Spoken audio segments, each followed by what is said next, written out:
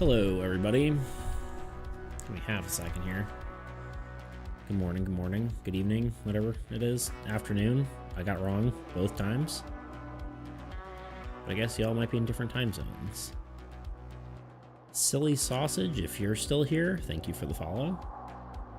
Appreciate that. Hello, look at that, you are. Yo, Runner, what's up?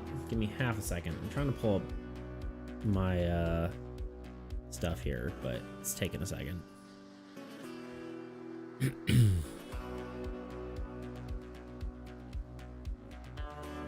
How you guys doing today?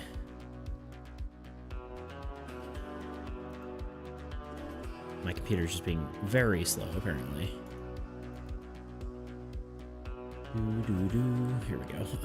Full display. Yo.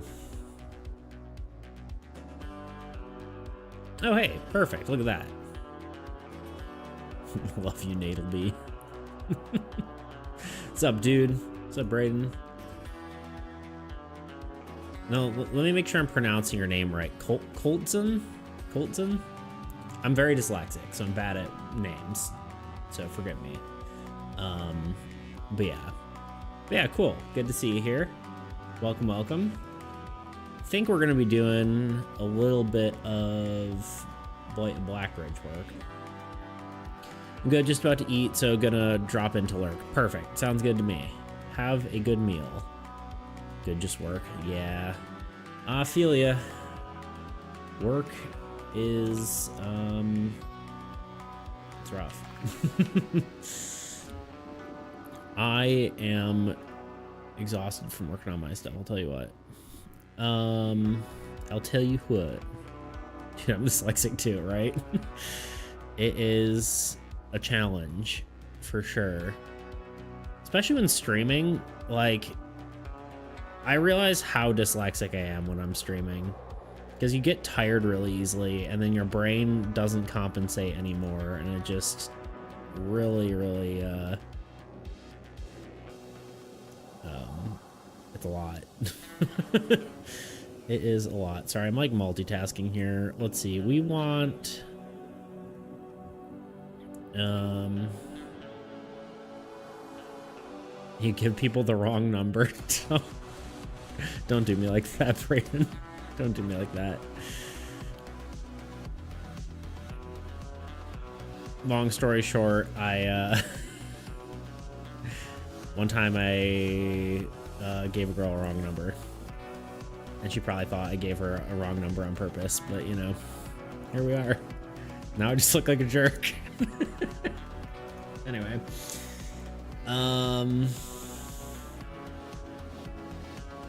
baller, I know, right?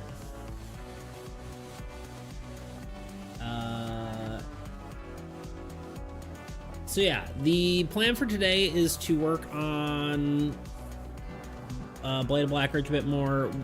I don't want to spend like a whole ton of time because obviously I've got my other projects. But I do want to do a bit with this game. I kind of want to polish it. That's who texted me, huh? Yeah, that's it. Yep. That's why the number went. That's why it went bad, you know? It's weird that we have really similar numbers, but...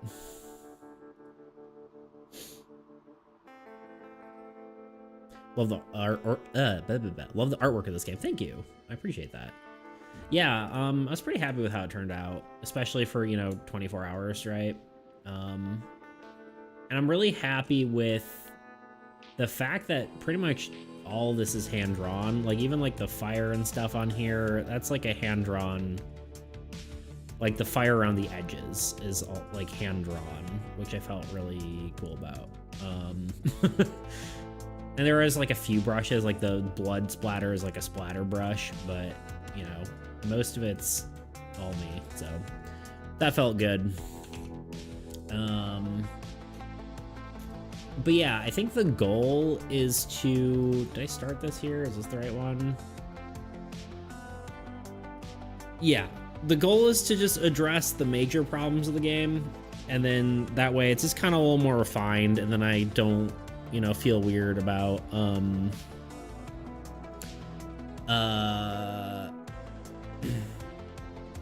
you know, what am I trying to say? You know, it'd be nice to have it refined so I can, you know, send it out to people and people can play it, and it's not like there's weird bugs in it, right? So yeah, clarity of rules is a big one. It's not hugely, like, the rules I think are pretty clear in the rule book, but it's something that probably should be addressed. Tools need to be more specific. Yeah, there's a lot of tools in the game, right? Where there's kind of like, can this be used, like the extra dice? Like, do I use this before? Do I use it after? When can I use certain things, right? So there's some of that, right? That needs to be addressed. Deck pollution. I talked about this a lot during that one stream, but like 2 or 3 streams ago. The problem is rewards are one deck, and then the random draw pile is another deck, which ends up making it so as you get rewards, which are primarily rations, they end up in the draw pile. So you end up having just like a ton of rations in the draw pile, which makes it it makes it so you're just only drawing rations, especially in the late game. So it just really slows the game down. So that's not ideal. Who's blowing up my phone?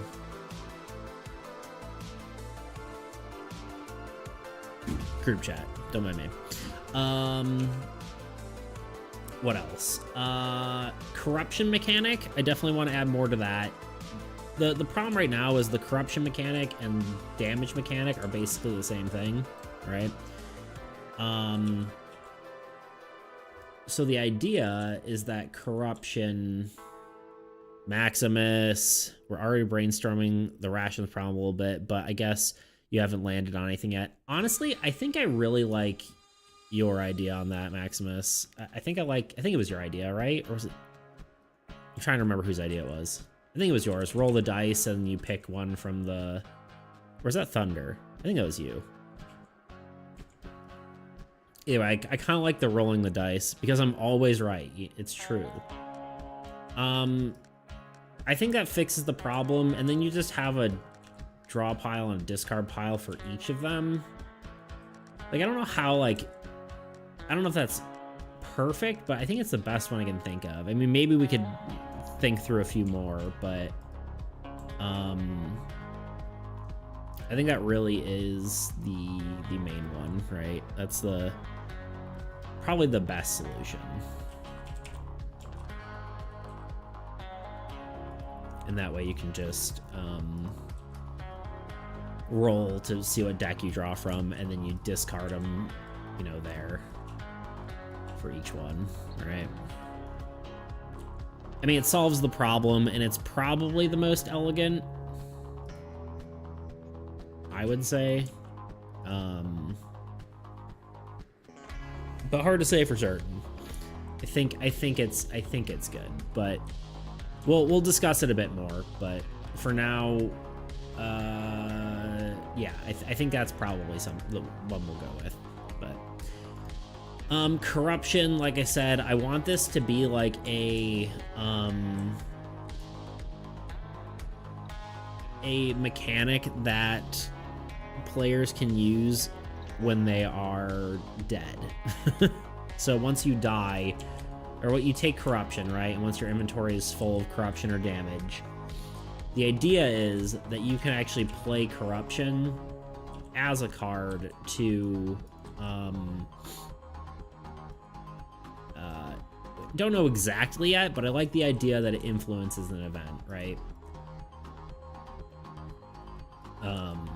So they can be played on events to make it more difficult for the other players, right? And then you can kind of get revenge. Maybe there's one player who kind of screwed you over, and then you can just try to like mess them up with corruption, right? So I think that's kind of fun. And it also keeps you engaged in the game even after you've lost.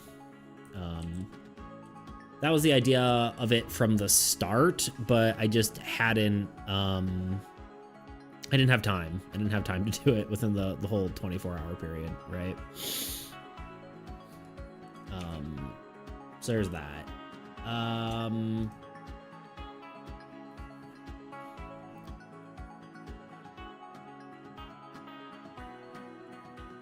If I had to use one word to describe why these games are fun, would be revenge.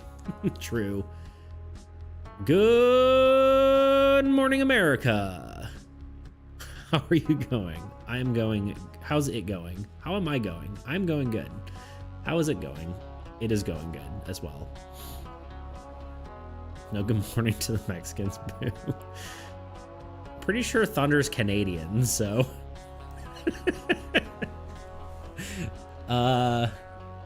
If I'm not mistaken, so.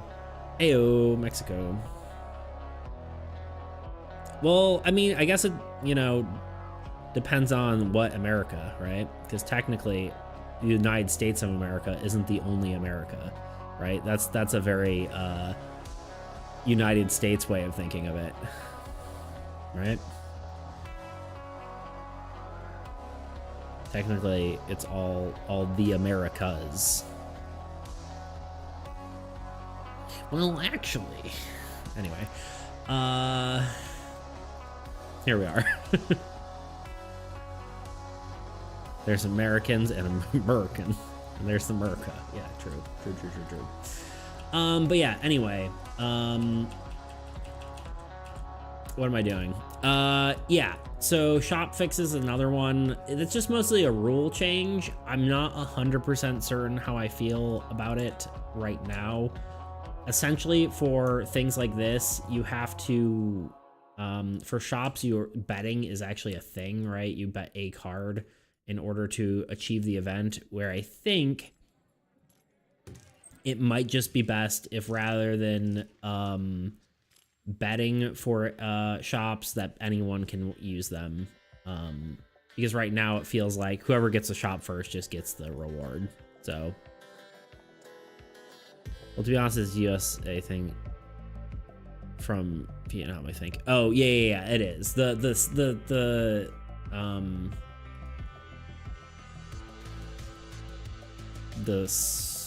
the word? What am I trying to say?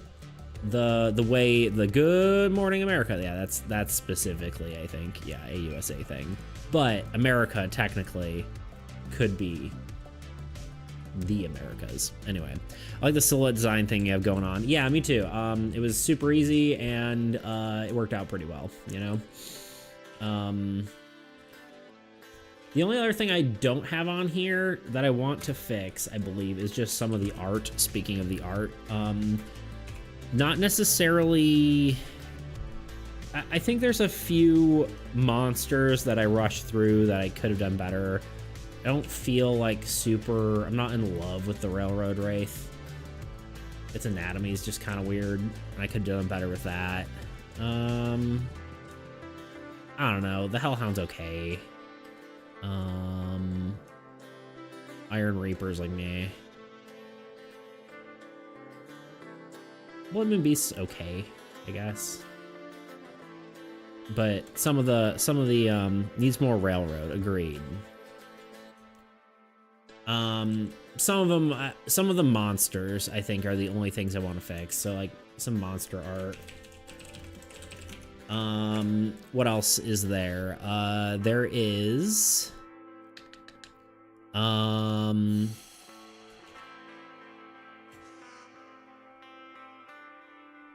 just the cards themselves, all right? Like card layout.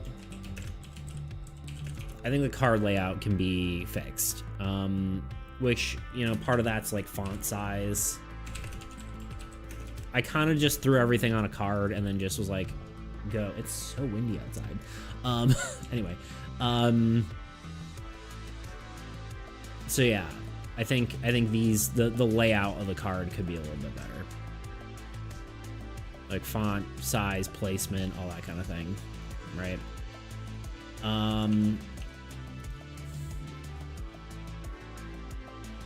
I guess like card tweaks is another thing, right? And then I think the very, very last thing would be adding cards. I don't know how many cards I want to add. Probably not many, but maybe a little bit more to add a smidge more variety to the game.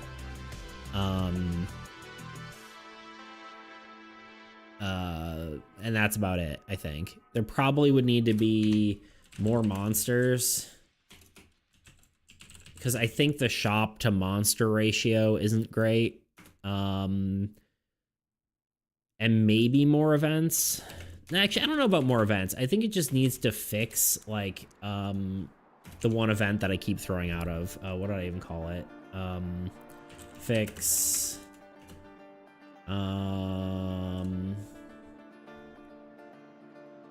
I don't even remember what it's called. Liar's Bounty.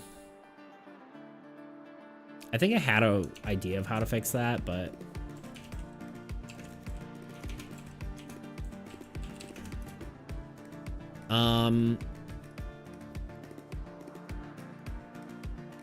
what do we call this? Things to fix.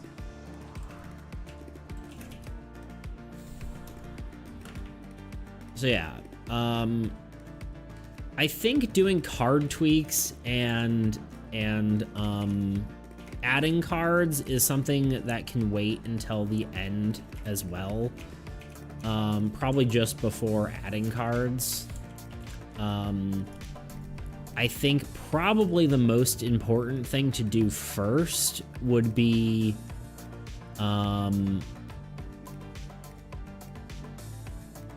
like adding the corruption mechanic, I think, right? Adding corruption mechanic, fixing, let's number these, why not? Let's use the number function. Wow. Okay. Wow. How rude of me. I almost didn't see. Hey, Bean, how's it going? You guys being friends. I love it.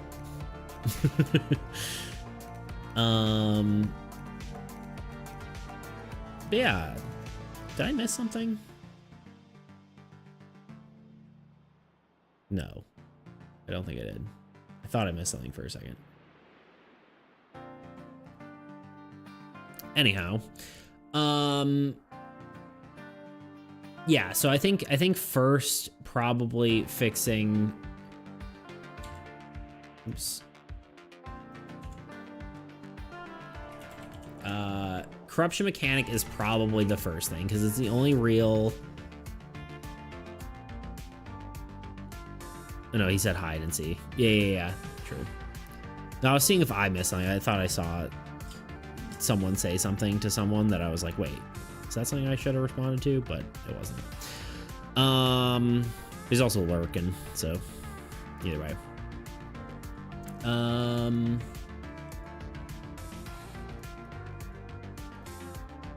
I guess these are both rule changes, right? Which is the deck. Deck pollution probably also could be solved with less rations, which I guess is probably just a separate thing. Deck quantity or card quantity, right?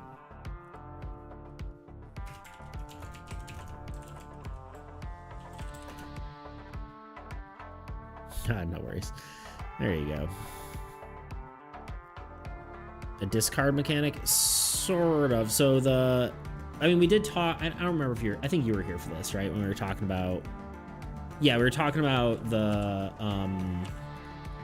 right? How like the, all the rewards end up in the draw pile, which ends up polluting the draw pile, meaning you're drawing from a different quantity of cards that are mixed up. Yeah, okay, cool. I do think I like Maximus's idea of rolling a dice to select which cards you're getting. Right? So then you could just, you know, 1 and 2, you get a weapon. 3 and 4, you get a tool. 5 and 6, you get a ration. And then you just have 3 separate discard piles for each of those. I think that honestly is maybe the way to go.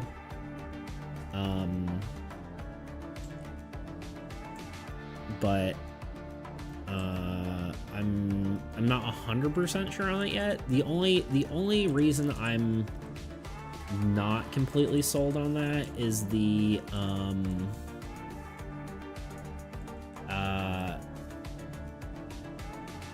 is that God, I'm blanking on. Oh, just because it has like a lot of discard piles, right?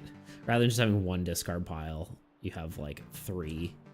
But I think I like that idea, but I'm open to suggestions.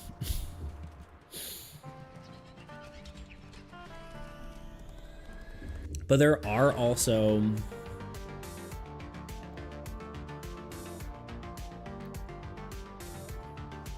you could get caught rolling just 1 pile. Yeah, I think so. The problem with doing just 1 pile is that, like, if you always roll a 6 by chance, that one I'm not really as worried about because it's not really any different than shuffling a deck and drawing a card, right?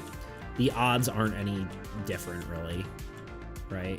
Because you basically, when you draw a card, you have a 1 in 3 chance, sort of it being a... Technically, there are more rations in the deck currently. I don't know if that should be the case. But you do have a 1 in 3 chance, essentially, of drawing a ration. Granted, the quantities right now are not that, I believe, but that probably should be what it's at. But what? What you meowing about? My cat's yelling at me. Are you okay? You're fine. Sorry. Thought she was in danger. Let's see. There are 12 weapons, 12 tools. Currently there's 20 rations. I think that number should be 12 as well. I think it should be an equal number. Granted, I think 12 of each card is probably gonna be too few cards for the whole game to handle, right? Yeah, 33% chance. It's a little bit off because there's more rations, but there really shouldn't be, with rations rewards being a separate pile, right?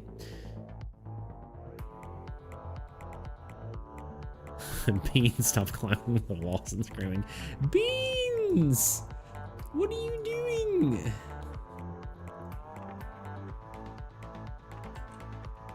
Such a good video, you know?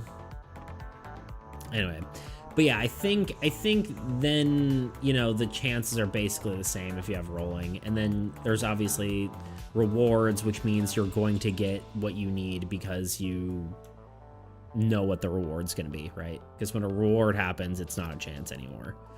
So I think that's probably the play, which does make me think there needs to be more cards though, right? Because at any given time, in theory, there could be 40 cards in play at once. And we had this happen where we just ran out of damage. I don't think, you know, everyone's gonna have I don't think that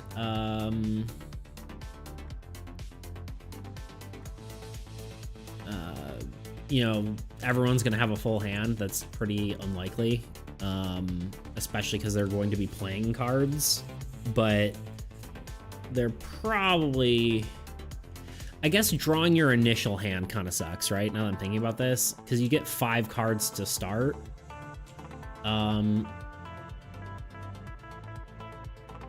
So rolling 5 times to draw 5 random things is maybe a little bit weird, unless we start a player out with the ability to, or like pick a set of cards, like you get 2 weapons, 2 tools, and 2 or like, you know, 1 tool and 2 rations or something. I don't know. I kind of not sure I like that though. But like starting the game by doing 5 dice rolls is kind of a lot.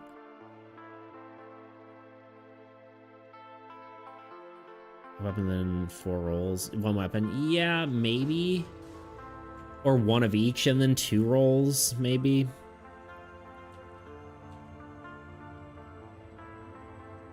I don't know. Kind of hard to say. So yeah, that definitely needs to... Yeah, Okay, so that's solution number 1, right? Let's I guess just square it, or like talk about this for a bit, right?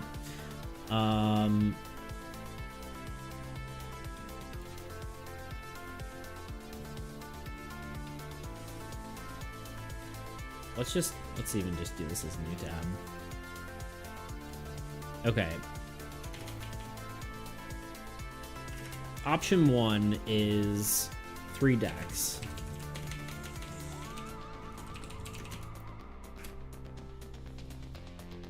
Why don't you have preset options where you can choose out of the 3 options you provide depending on how they want to strategize? That could work, right? Like a starting loadout, essentially, right? That would be part of your 3 deck thing, I think, right? So it would have to have like starting loadout, and then a random roll for deck, or for card draw. I think that would work, right? And even if, like, you know, the I think that's kind of cool, right? Because you could have, like, you know, your all-arounder, which would have, you know, 1 of each, and then maybe 2 random rolls, and you'd have like the lawman, and you could like theme it, right? You like the lawman, and they have like, you know, extra weapons or something when they start, or bandit, or, you know, like have different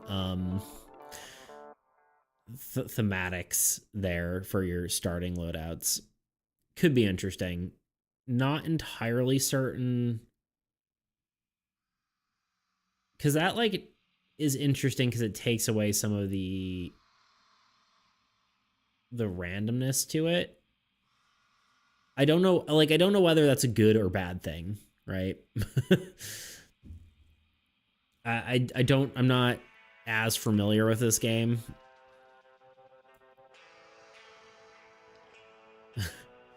I started to type out what you were talking about, and you said it better than I could type. Said better than I could type. Fair enough. Yeah, no, I mean, I think that's like a decent option, right? But I do want to, like, not feel, even if this is the best idea, I do want to, like, maybe think about other ideas. Gotta go see a buddy, have a good stream.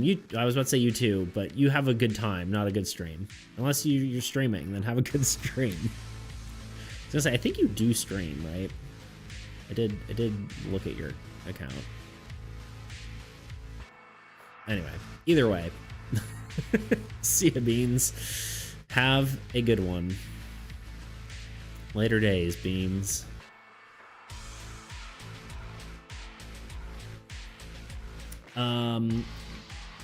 The original option we had when there wasn't bye, Eddie Thunder.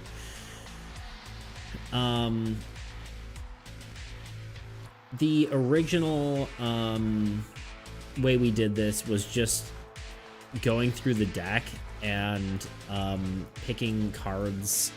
We like, you what's the term for it? You go through a deck and you mill through the deck, right? You'd mill through the deck and then take a card. The reason that was bad, right? So milling could work. I don't think I want to go back to it because the biggest problem with it is that it you see what card you're gonna get, right? Or everyone sees what card you're gonna get.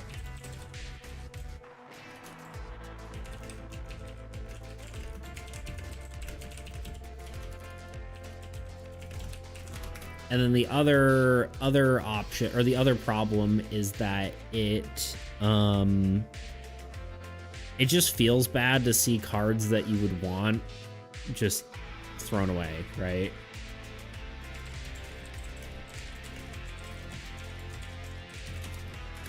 Like, as you're milling through the deck, you're like, oh man, I wanted that coach gun. Oh, I wanted that throwing knife. I wanted this throwing knife. Okay, fine, I take the tonic, right? That feels bad sometimes. So this is why this was an option, the 3-deck option. I'm trying to think if there's anything better, right?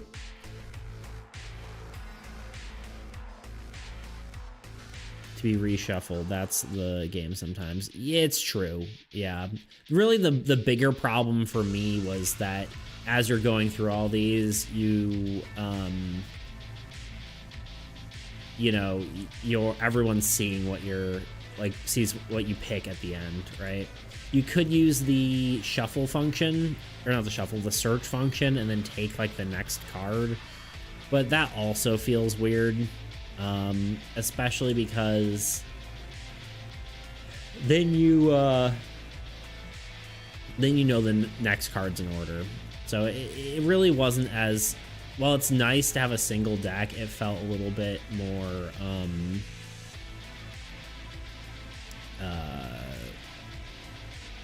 it just didn't feel as good. Especially because, like, half of this game is about not knowing what's coming next and not knowing what your opponent is doing. So, it didn't really work for that.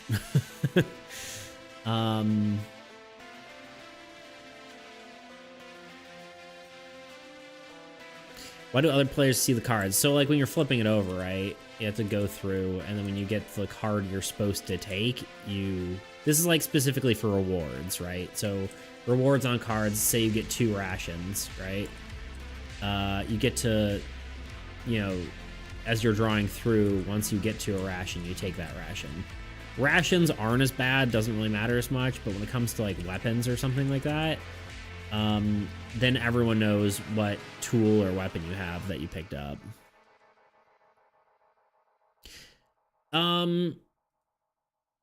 Sort of. I mean, you would have to take the whole pile into this, and that wouldn't necessarily work on all platforms, right?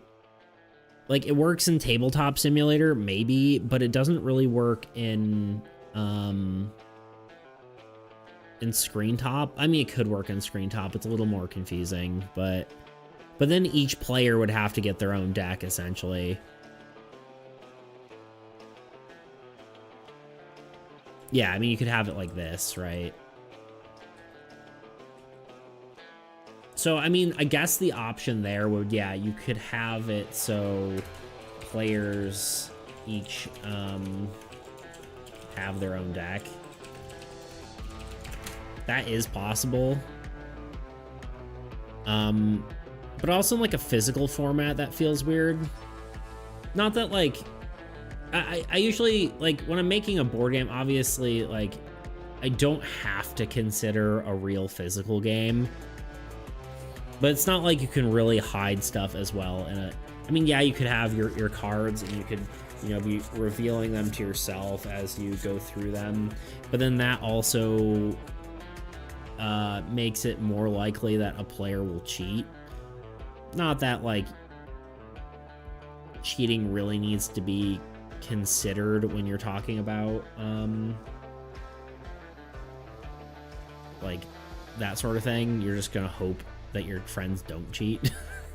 But, you know, give them shuffle after choosing a card. Yeah, you can do that. And that was, I think, one of the things we did was if you're doing a search functionality, you can search, you can grab a card, and then you can shuffle. So that does solve that. I guess, or player shuffle, right? So that's an option. I still don't think I like it as much as the 3 deck solution, but it could work. 1 deck is definitely more elegant for a game, but can you automate the beginning? What do you mean?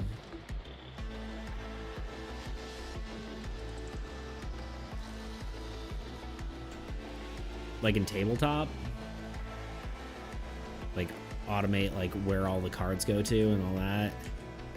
It's the problem is like the difference between rewards and the draw pile, right? If the deck toss you 5 cards, you can discard them and toss you more cards until you have what you want. I mean, you could use tabletop to have like automated stuff, right? Like scripting and stuff like that. But again, this seems, unless I'm misunderstanding you, but I feel like it's a little bit better to have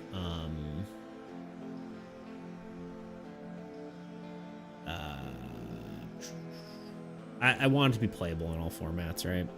Question, do we have to, sorry, I can't read. Question, do we have to have where rewards are specific? Like, can it just say draw 2? Technically no, right? That is another solution where you just draw cards on winning. I think it's more interesting to have rewards. Well, I guess you kind of have to. Mostly not because of monsters, but with shops, right? Because it gets weird when you have something like the cookhouse where you can trade 1 tool for 2 rations or 1 weapon for 2 rations. Like, trading gets a little weird with that. Because if it was just trade 1 card for 2 cards, then, you know, that's a no-brainer. Everyone's going to do that. I mean, you're right, though. For rewards, it totally could be that. But then when you get to, like, shops, I think that's when it gets a little weird. But I think that was another option that... I think it was Thunder was saying it, I believe, last time we were talking about this, is a different reward deck. Like, reward cards are a different color. That is another option.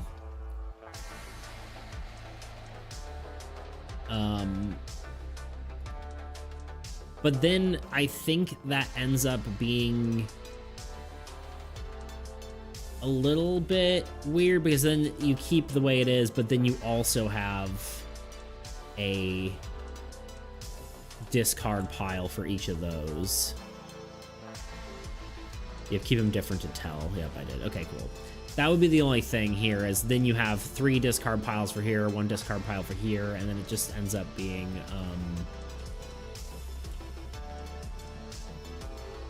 it ends up having the same problems as the rolling one, with the exception of you being able to draw. Like, I guess it's a little, it's the table's still just as cluttered, but there is less in the way of thinking at mealtime, right? You don't have to roll every time at mealtime. But introducing the dice more isn't necessarily a bad thing, I don't think, because then you can have more stuff like... I kind of want to call these like cheaters dice instead of liars dice. I feel like that, especially because there's the liars bounty as a thing. But either way, you could have more stuff like this, where you could actually use this at mealtime to see if you can get a result you want more. I don't know, it could be interesting, but yeah, but no draw pile pollution for sure, right? So, I think I like those two solutions better than milling for sure. Milling can work, but I just feel like it's less elegant than the other two solutions.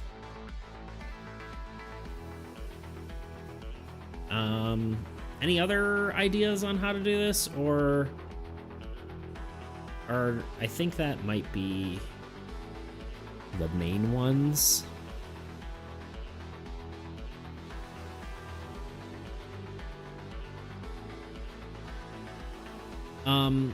I guess that like having different reward, like if I feel like if rewards are different looking, it almost feels like they should be different in power, but I also don't know if that, not necessarily in power, but like the items themselves could be different.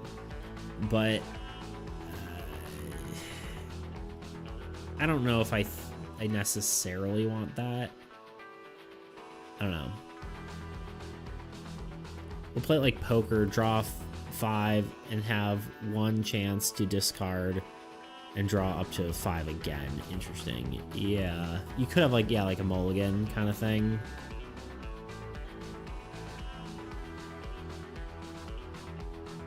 That could work, but it doesn't really, I mean, that would be just changing the reward system, right?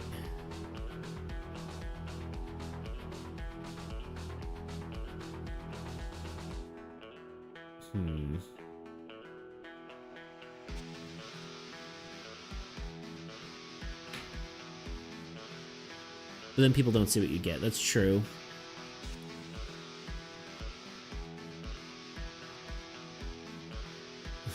Watching you is my reward system. Good. What, you taking work breaks and just watching me? Little old me.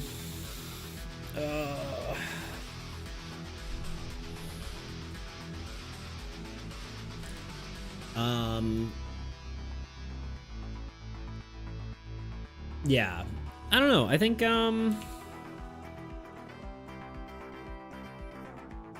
have you on the second monitor.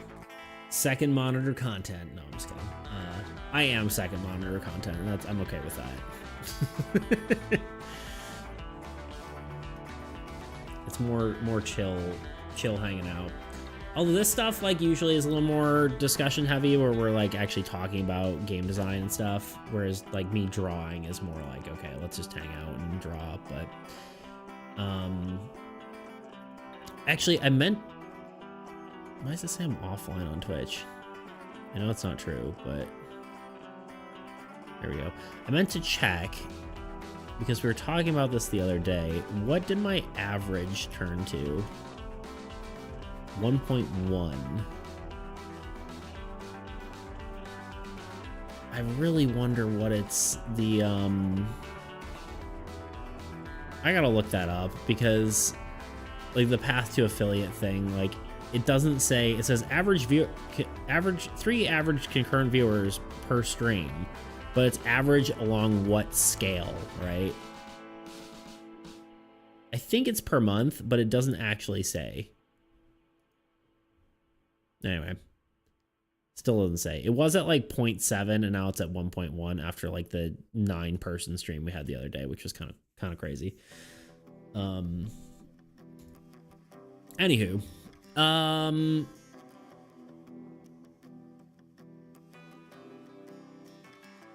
do this type of content. It's awesome to try and solve problems. Yeah, no, I totally agree. I think this is the best part about like game design, right?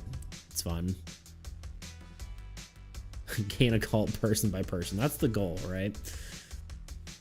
The goal is to have a cult. Or different reward decks, so cards are different colors, maybe different items. I think that's good if I wanted it if I wanted rewards to be different, I like that idea, but I don't know if they need to be. I feel like that's just making it maybe more complicated. And you have to teach person what the other cards are. I'm just trying to think of the upsides and downsides to everything. I think maybe I like still like the rolling to draw cards and then have starting loadouts, which maybe feels a little more interesting.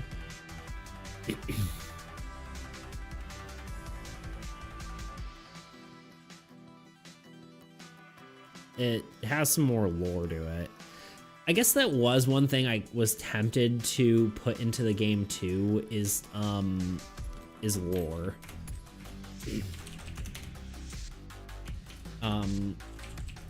Probably specifically on event cards, but maybe on, actually I guess on all cards, right? So like it could just be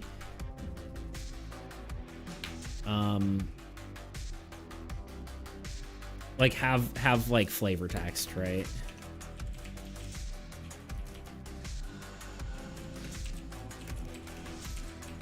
That was something I was thinking of doing.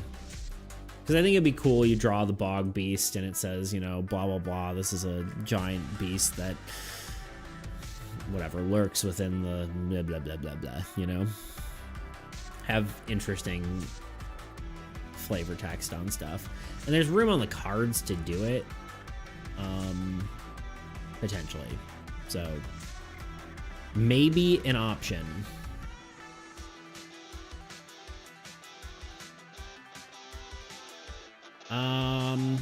Any other ideas for solutions for this? Like any major ideas? I think I like the dice rolling one, but I'm not like 100% convinced necessarily, but I think it's the one I like the most so far. And obviously it was like the one I liked the most going into it, but sometimes it's better to like not just pick the first idea, right? We want to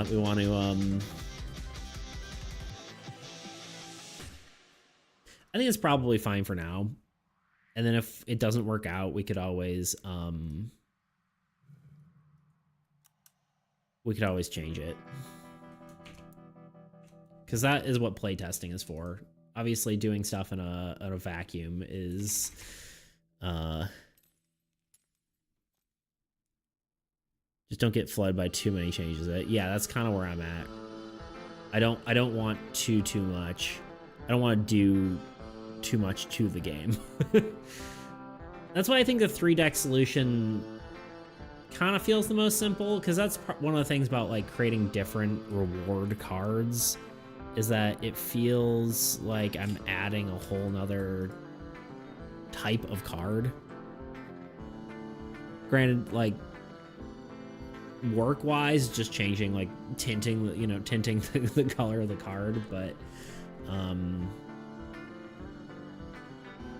don't know.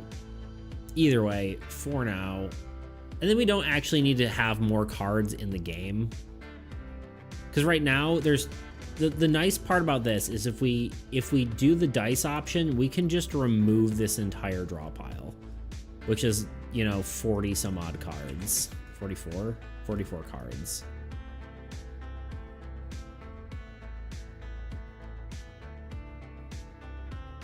It kind of is, but to keep things organized, yeah.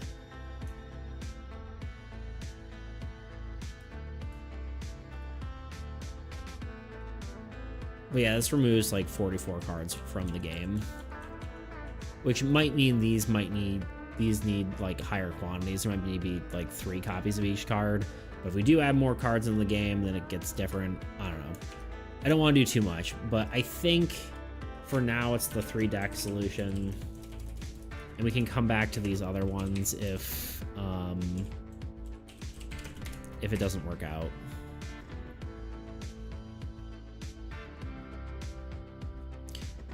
Will the draw pile be absorbed into the separate deck piles then if you did the dice? No. So, yeah. So it would be, yeah.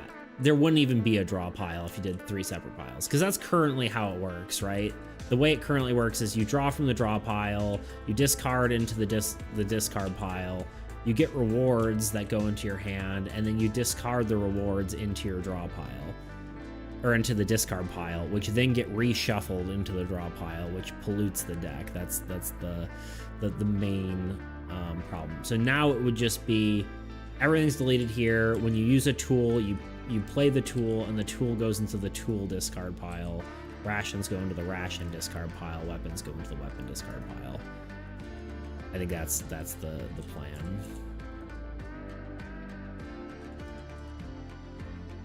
I think that's how that would work. Just another note that I'm thinking about it. As far as art, I would want to do modify the board to have like card slots and maybe a better background for tabletop simulator.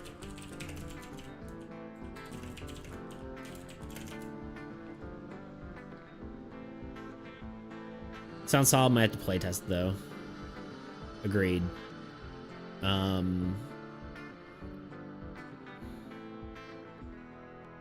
definitely have to play test it. Why not a dual disc? Dual deck? Dual disc? I feel like I'm missing something. See how it flows. Yeah, it's definitely a playtest thing for sure. It does mean like, oh, Yu-Gi-Oh, right? Duh. Honestly, I didn't watch a lot of Yu-Gi-Oh or play a lot of Yu-Gi-Oh, but now I know what you mean. Yeah. Duel.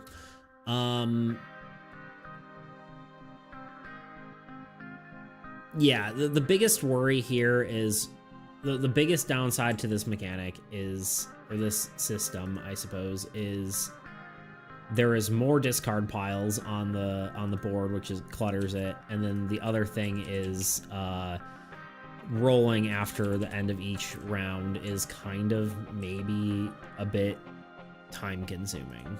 It's much more time consuming than going, oh, pay my thing, okay, take a card, and then, you know, call it a day. Jinx duel. Love it. That would be the only issue there. But we'll see.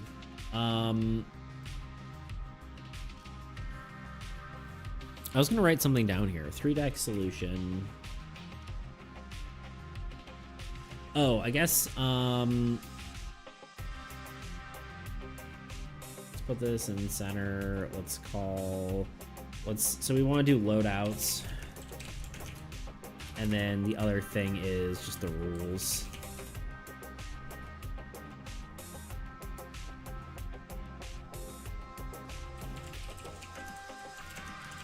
Players pick from... Players will roll a dice. Rolly a dice. To draw cards during draw phase and or reward.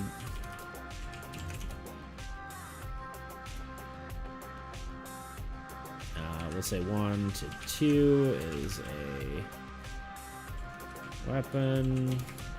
3 to 4 is a... I might change this, but is a tool. It almost feels like maybe it should be the other way around. But there's really no inherent rarity of cards, right? If they're all the same type, so it doesn't really matter what the numbers are.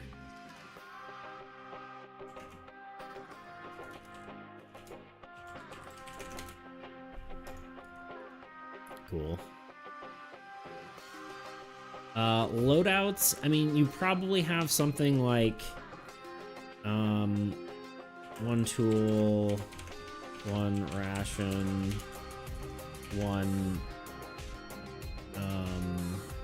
One tool, one ration, one weapon, and then 2 random. You maybe have someone who can do 5 random. Someone has like 2 weapons. I don't know. I don't know what like the number of loadouts there should be. But this is just brainstorming, I guess.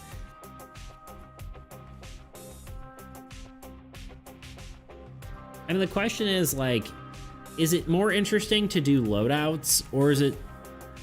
I guess you probably don't want someone having like...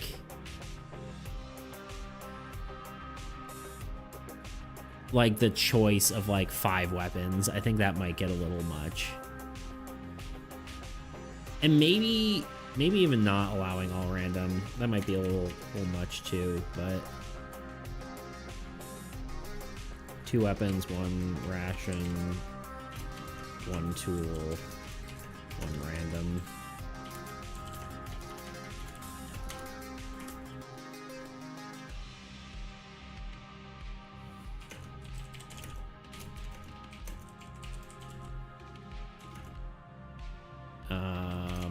I guess that's probably the variation, right? You either have 1 of each thing, 2 of one thing, and then 1 of the others, and then...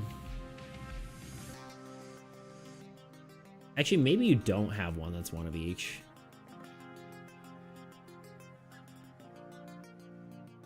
Because that's effectively the same as anything else if you get 2 random cards.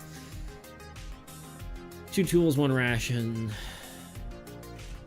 1 weapon. Probably should do this in the same order, but it's fine.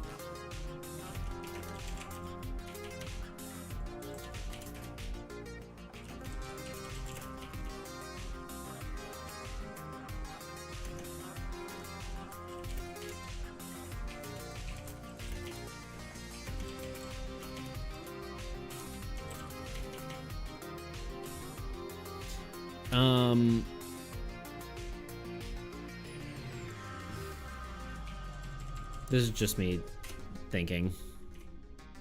3 loadouts, 2 weapons, 2 rations, 2 weapons, 2 rations, 2 weapons, 2 items, 2 items, 2 rations. Well, item would be any card. So tool, I think you might mean. And it's a 5 card total. I mean, is it more interesting if a player doesn't get something? Right, because right now it's 1 player were to get, or 1 type is 2 weapons, 1 ration, 1 tool, 1 random. So you get 2 of 1 specific card, and then the rest of them are like the opposite, right? 2 tools or 2 rations, and 1 of everything else. Tool, sorry. That could be the other option, right? 2 weapons, 2 rations. It could be less, like we could remove the random. I think random might be interesting just to start the game, having like a roll to kind of get you used to the mechanic, but it's like almost a tutorial. Not really, but you know. You don't limit from having too many of one kind, right? I think so. Yeah, because I don't know if I want everyone to pick... I think I see what you're saying. I don't know if it's more interesting if...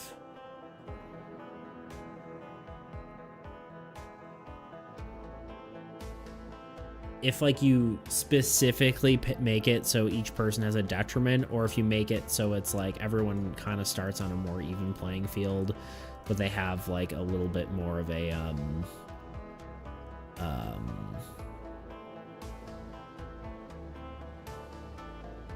what's it called? Like I don't know if you should make them more specialized or if they should be very diverse, like usually pretty diverse, right? Yo, Aiden, what's up? How you doing? How's life?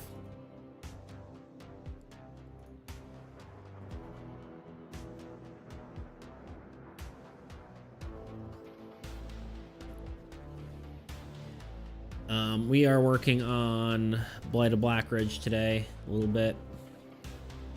Doing a smidge of work there.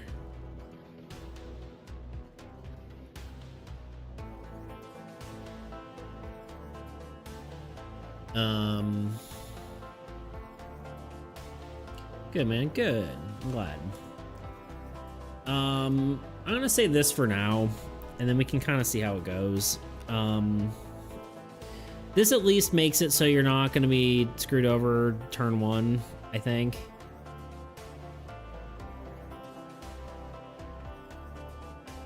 No matter what you do, and this still has some random variation, but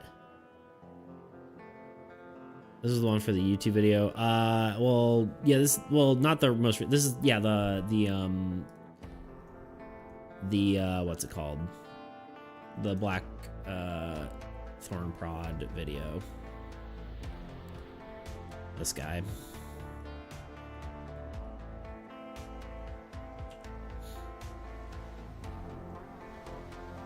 The game jam, right? Yeah, I mean, yeah.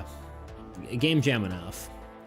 I was gonna say, technically both of them I have videos on, and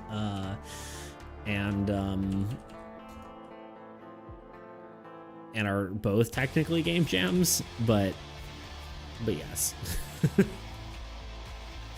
It's not my other project. It's not my usual one I work on that you see.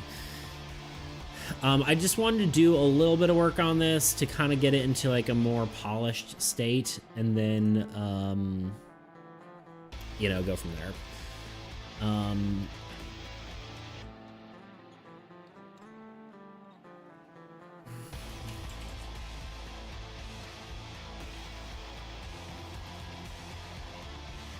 Okay. I think that's a solid start. We can come back to that, but I think that's a good start to that. And I think the next thing to talk about is just go into the corruption mechanic, honestly. I was like, what's that on my couch? But it's a kitten. Look at her. Just a little ball of fluff. You can't even tell. She just looks like a blob. Anyway. But yeah.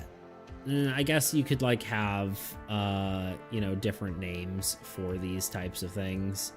I feel like they should all be along lines of like mercenaries, but we'll cross that bridge when we get there.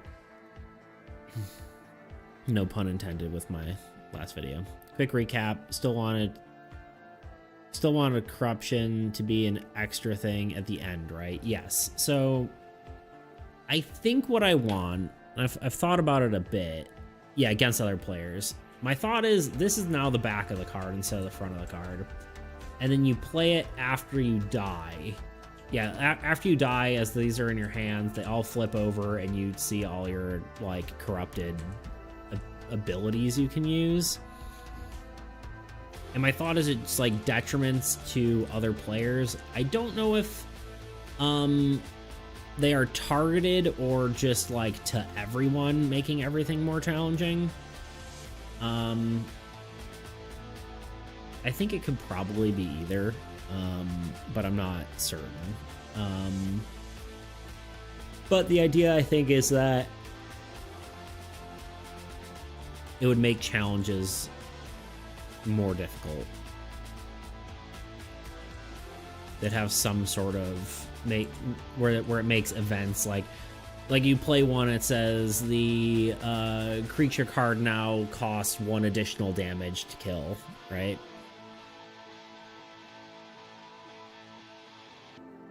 I think also the cool part about that being is like we have an item like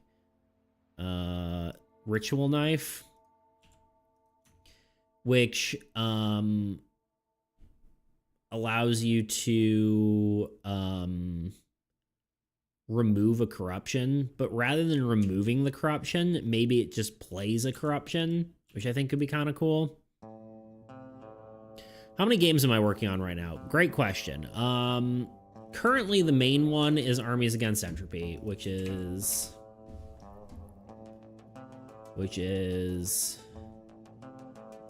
not the beta, is it's this one, right? This is the main one. It is a co-op deck builder trading card game thing. Resource management trading card game. That's the main project.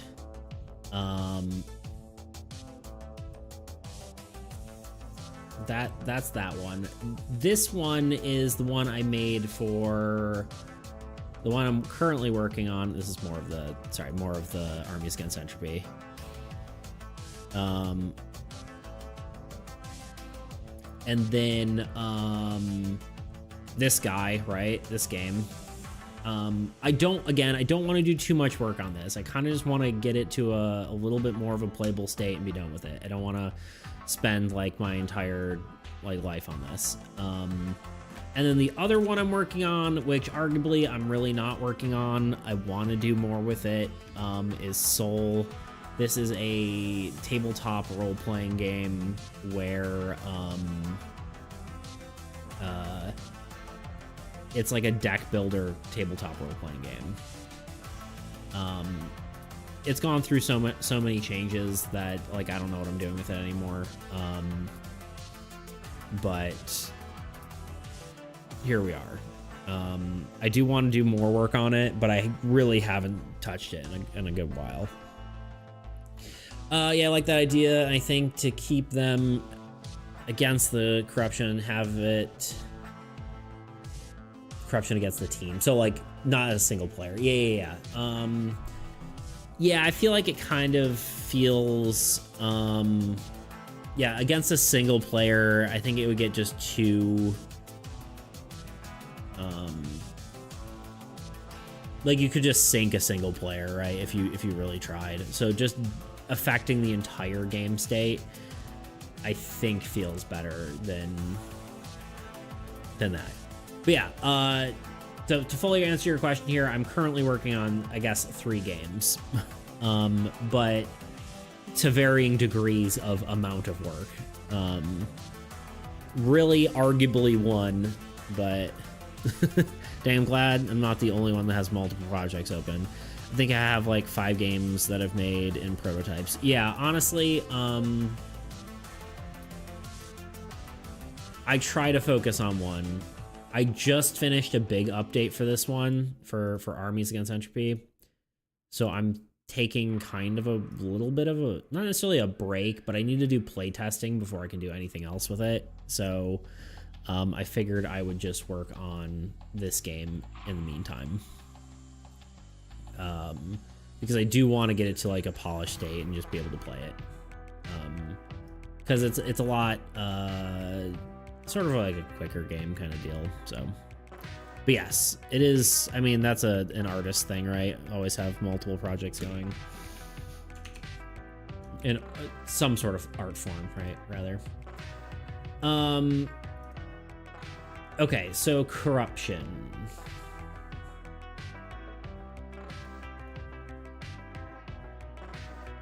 It's, I think, mostly a brainstorming day, although I may, at the end, like toward the end of the stream, once my brain is fried, I may move to just doing some art stuff, but we'll see.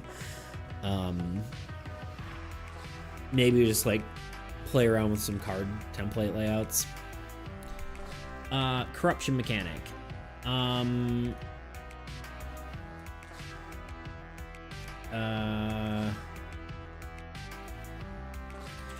Instead, a player may play corrupt. I can't type. Nope. They play corruption. Each corruption has a effect. An effect. I cannot type. Jesus. Has an effect that detriments event that causes a negative effect towards an event for players. I don't know why I'm writing like a description out, but just for my own sanity. Yep. Also, the kicker when you have ADD and ADHD, so then you just have to jump from one thing to another. Yeah, I do not personally have that, but I have a friend who does, and they're always complaining about that too. But it's actually a good thing, honestly. I think in some sense, like jumping from one project to another, right? It keeps you fresh on a project. The biggest thing is just making sure you have enough like discipline to follow through eventually, right? And not just have an unfinished thing.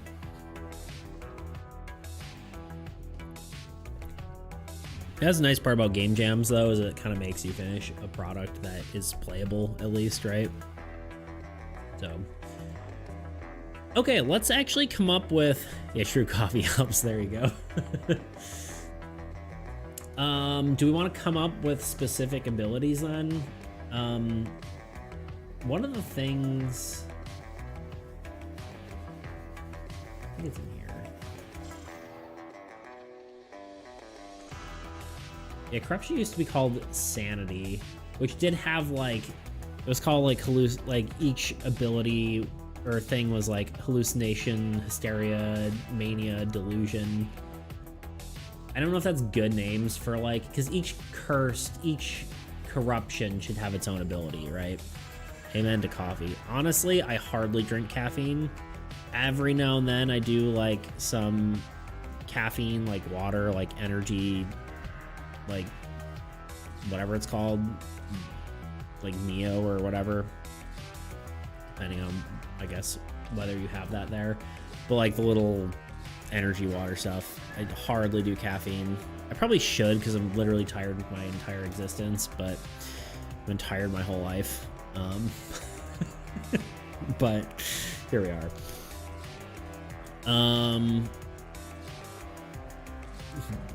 Boo, coffee is life.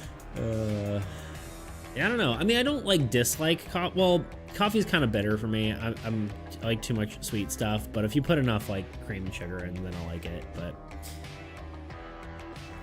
here we are. Okay, how do we feel about naming corrupted mechanics kind of on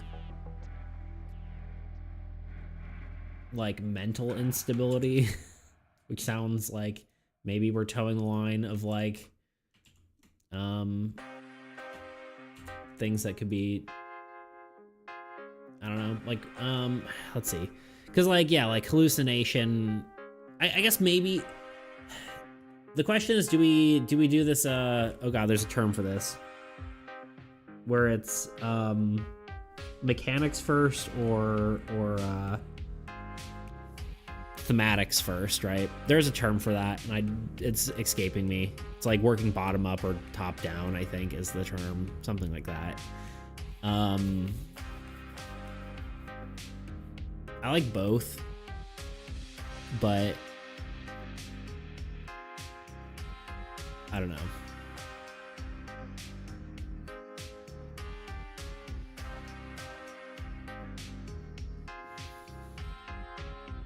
Thematics first all the way for me. Yeah, I usually throw stuff down and then see how it goes, right? I would say arguably I have more ideas of mechanics right now than the thematics here.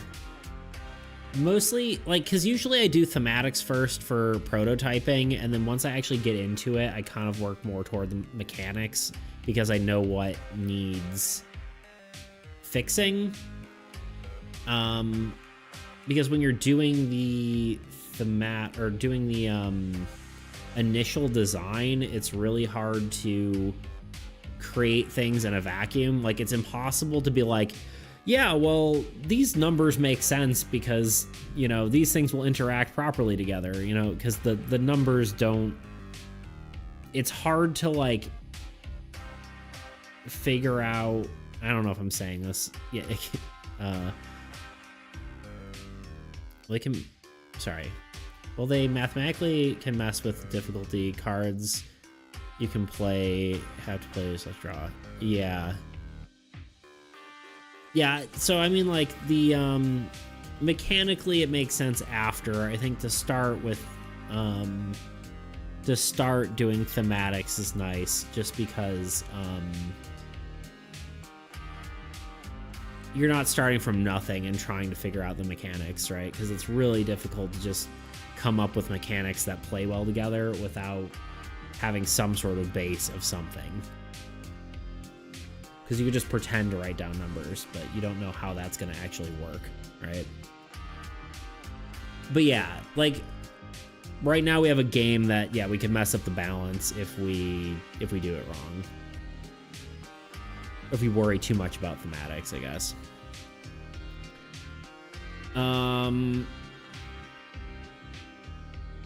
For instance, I think, like, a good one would be, like, +1 to event cost.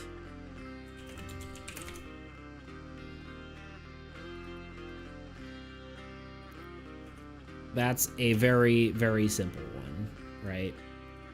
So it would mean this would cost 2 weapon damage. A shop would cost, you know, this would cost 2 tools and 2 weapons. We could diversify it so it's like,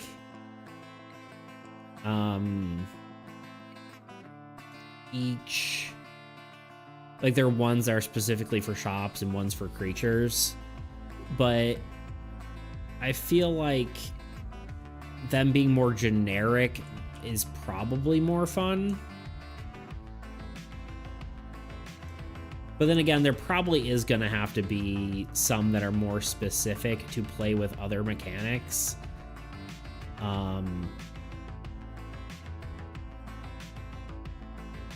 That way we can have more variation. Do you work it out the same when making armies against entropy? Yeah, yeah, so essentially that was kind of how it's been. I mean, I do like going into thematics a bit, but yeah, starting the game, I mean, so me and my friend made the initial game.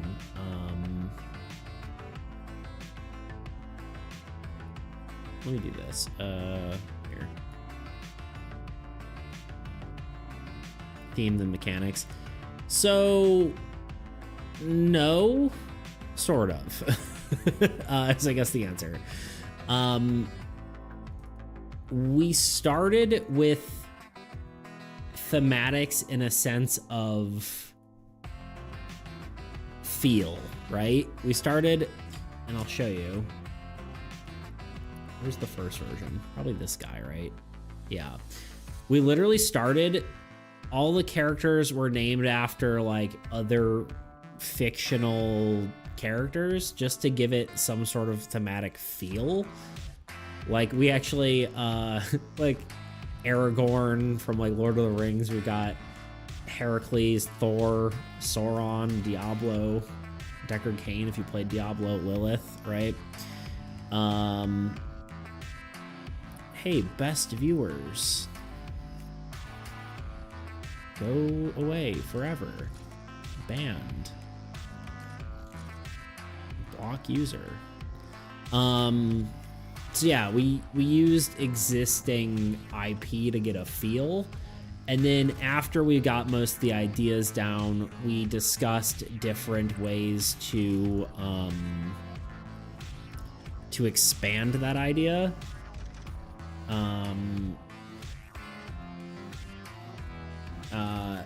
I think we ended up making it more generic, right? We did, you know, Paladin, Warrior, Cleric, Barbarian. We kind of Necromancer, that kind of thing. We kind of genericified it, and then after a while, we ended up just adding some flavor in, and then like figuring out what the bad guys actually were, because before it was just generic fantasy creatures like dragons and slimes and whatever. And then I kind of thought of the sort of entropy theme, and then we just kind of went with that because it was the most interesting. So that was it. So it's kind of a little bit of both. We started with a thematic to figure out the feel, and then we kind of distilled that and then applied a more of a something more to it, right? Our own theme. Okay, so we have +1 to event cost. We can do +1 to event detriment.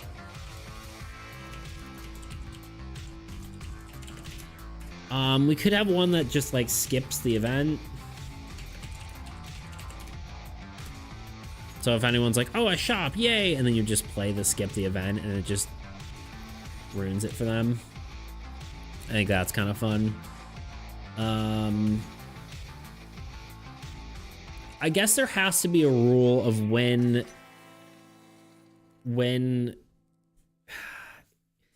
corruption cards are played. My initial thought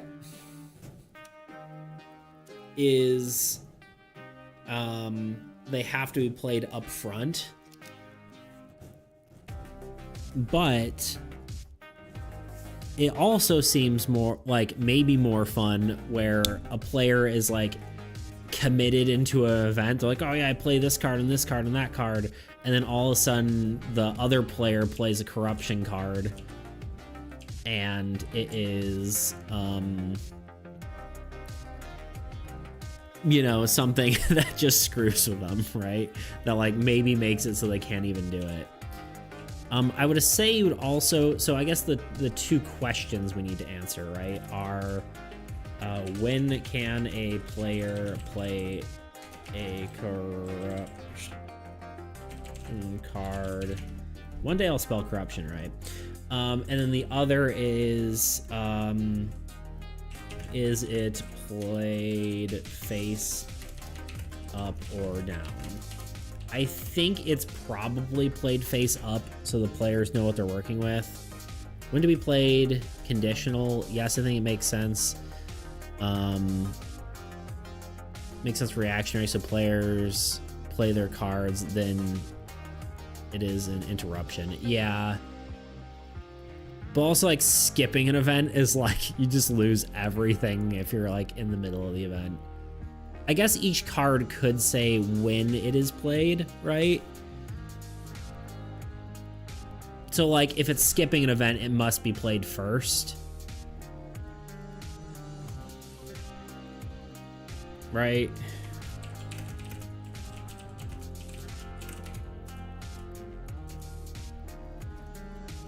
Maybe? Not skip, but need to commit more.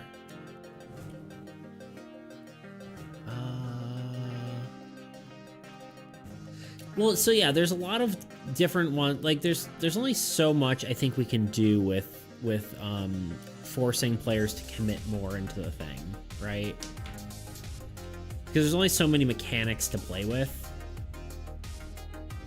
We can let's just pull out like one of each cards. It's gonna be hard to do anything with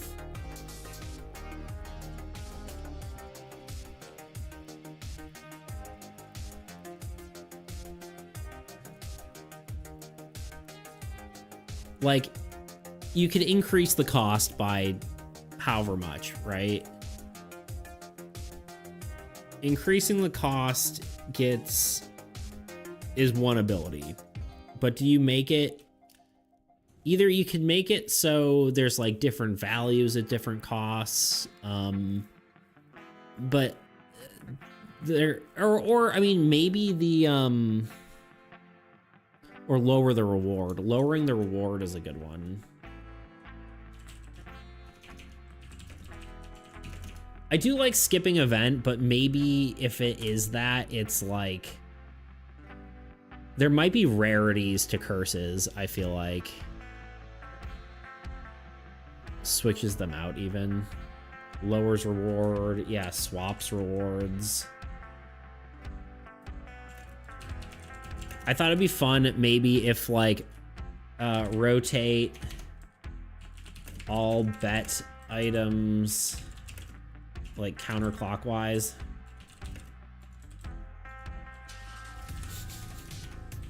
So like if everyone bets on something and then the player plays the corruption card, it forces them all to like rotate their cards to a different player. I don't know. That might be like too powerful or too troll, but I'm not entirely certain. I guess ones that kind of force things on players might not be that fun. That would be the only worry, right? Double an event could be cool too. Draw a second event. Drawing a second event, I think, changes mechanics in too much of a crazy way, but I do like the idea of it. That might get a little crazy. Okay, so we're gonna have two categories here. We're gonna have ones that are just like ones I think might feel too bad for players, whereas other ones are gonna be more, because taking away the player agency is bad, I guess, but that's the problem with these two. The problem with skipping an event and like rotating people's items feels like it's taking away player agency. Swap rewards. I think doubling rewards could be actually interesting though.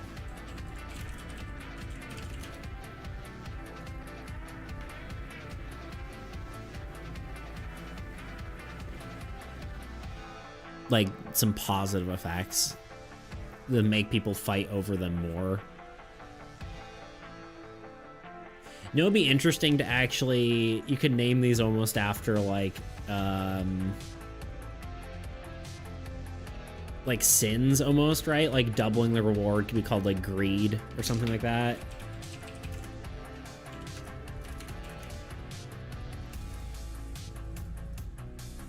And like, or not necessarily like different like personality traits of corruption, right? That might be better than like mental problems, right? I also don't think there needs to be like a ridiculous number of these either. Yeah, I don't even know how doubling an event would work. I like the idea. I think that would be sinister. Make the players fight among themselves naturally. I think that's the goal, right? I like the idea of double event. I think that's actually really cool, like having a second event in play at one time.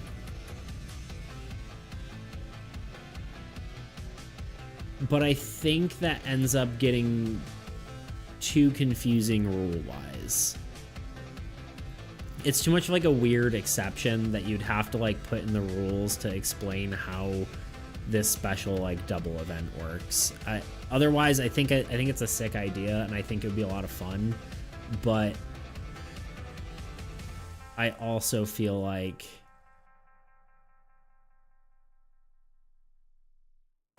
that would get too complicated. But yeah, sinister. Yeah, no, honestly, I think that's the goal, right? Is just get people to fight each other.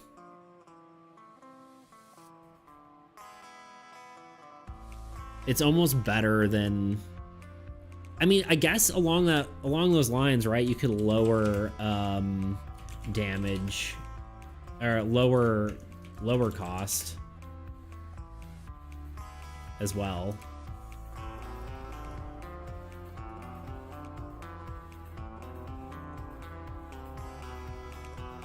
So like to get more people to participate, potentially. I think doubling rewards is maybe better, but what other mechanics do we have to play with? I mean, you could work on, I guess like you could add a cost, not increase the cost, but you could add a cost. Like you need to play a weapon, ration, or tool. I think that's kind of interesting. So rather than it being like, oh, this goes up 1 weapon damage, it's like, okay, you need to play a ration to defeat this enemy.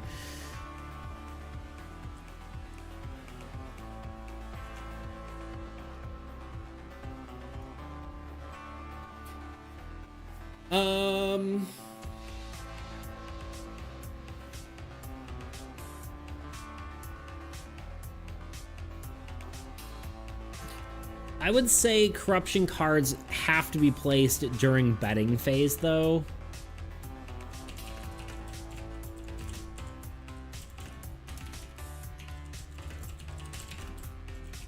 So it's not like they're just played in the middle of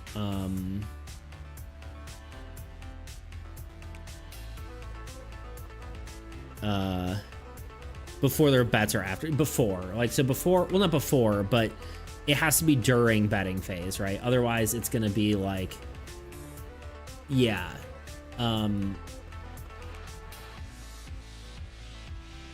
so like the corruption counts as their bets, essentially. They're probably also, well, I don't know if there needs to be a limit on corruption cards. I mean, you could in theory just play all of them, but once they're out, like, you don't get them back, right? So I think that would probably be fine.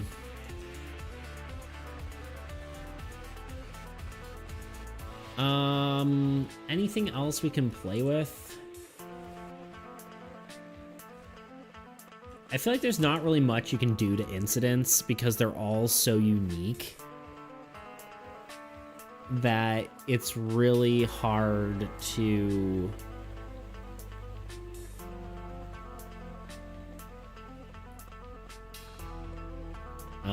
it's hard to make it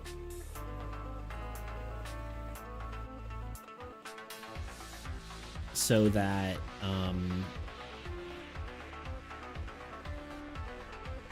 like you can make it so like players take additional damage if they take it or something like that, but I feel like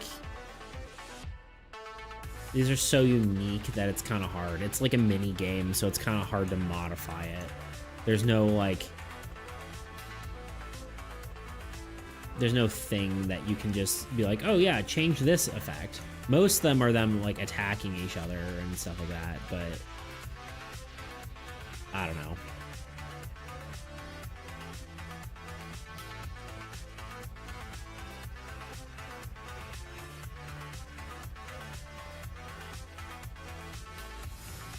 I think I know how to fix Liar's Bounty too. I think that's gonna be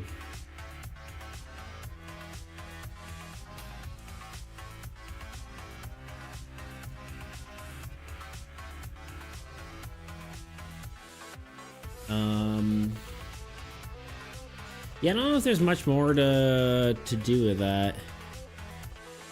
Yeah, I see what you mean with the double event problem. Yeah, because then it gets weird, especially because there's different types of events. It would work if it was double monster events, maybe. But also, it feels like it's adding a whole new like thing you would have to explain in the rules if it's because it doesn't normally happen.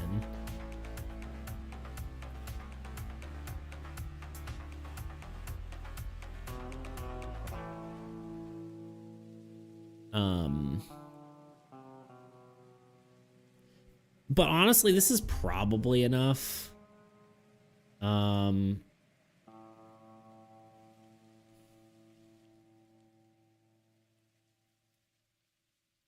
don't even know if I like swapping rewards because I don't know what that means, right? Like you could swap the like rolls for rewards, but not everything has rolls, and even if it did, I don't think it really matters because you'd have to play it before betting. So once they win, it would just mean they have to roll, and if they get a 6, they get a 1, and if they get a 1, they get a 6, but the odds are still the same, right? So swapping rolls doesn't really change anything.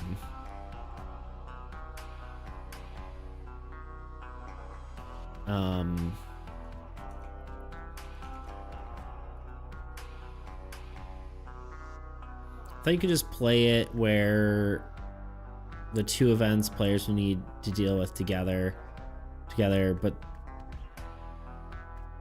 they are separate events. Yeah. It's just that doesn't ever happen anywhere else, right? That's I think the thing.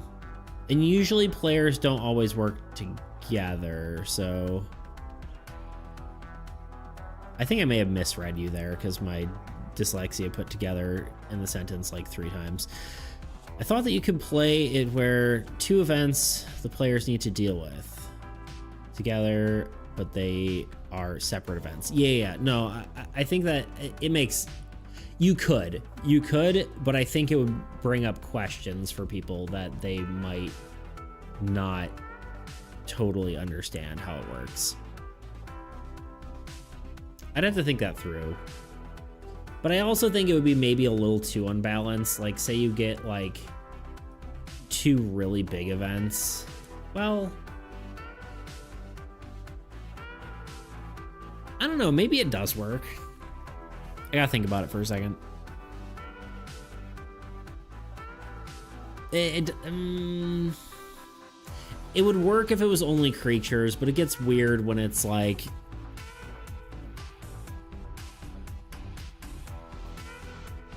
I don't know. Maybe it does. Try it out. Yeah, you know what? We'll play a hand on stream. Yeah, actually, I think maybe you're right. Maybe it does work.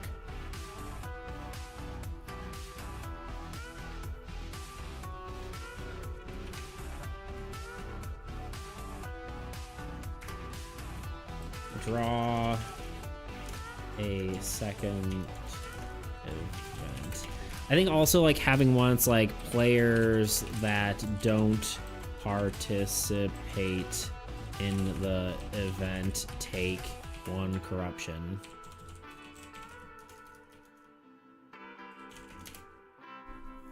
That could be interesting too.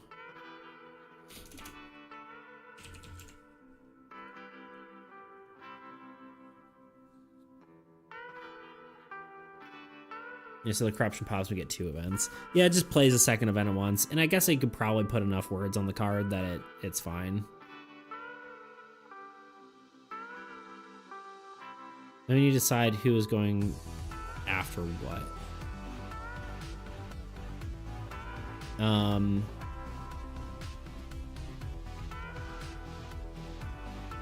I guess the corrupted player is still just in the turn order.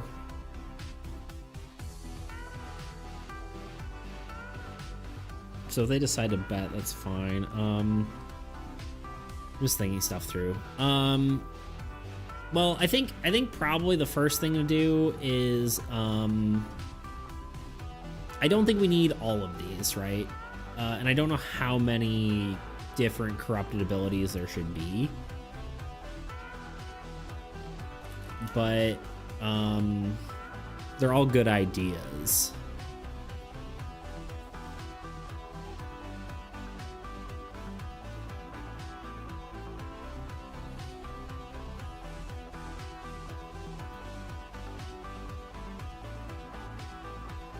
I'm thinking for a minute here, just pondering.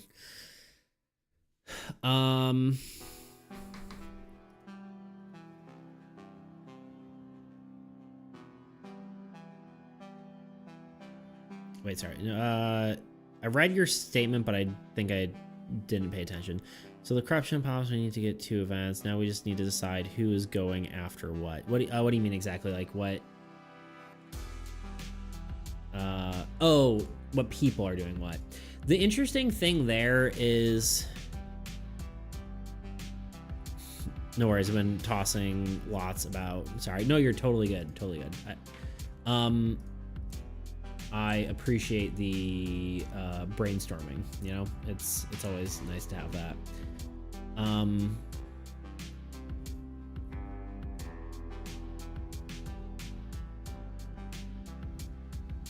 Play me around with one. Okay, I guess we can do that, right? So like it gets weird. Like, so I think the way, so like the ideal scenario for this card is drawing two monster events.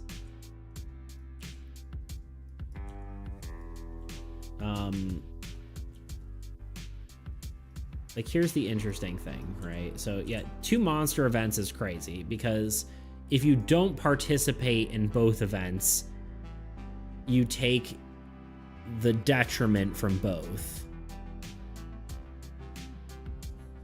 When people go to play, they would have a choice on what to go after, minus the mandatory that always happens. Exactly, yeah. So this is like the most interesting scenario because a player has to try to go after both events or take the punishment. Well, so these have detriments, right? If you don't go after one. So if you draw both of these, one you're going to take 2 damage, the other one you're going to take 1 corruption. I think it's actually a really interesting thing, but yeah, you would want to try to go after both. Now, if it's like this in like a, you know, a shop, right? You might just have to go after the creature and then be like, okay, well, I guess I'm, you know, not getting the shop, or, you know, maybe I can go to the shop. I guess the part of the problem is like figuring out how they resolve. No, I guess all bets have to be final before you finish either event. So even if you decide to gamble on this, you're not going to be able to participate in this if you... I mean, it works the same as a multi-event, right? Because there are events that have 2 options in them. And that I can just explain in the rules. But it does get weird when there's a monster because it has a...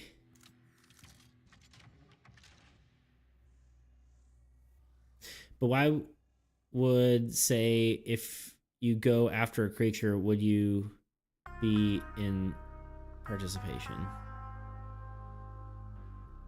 But I would say if you go after the creature, you'd be in participation. Yeah. So you'd have to bet on the creature to participate.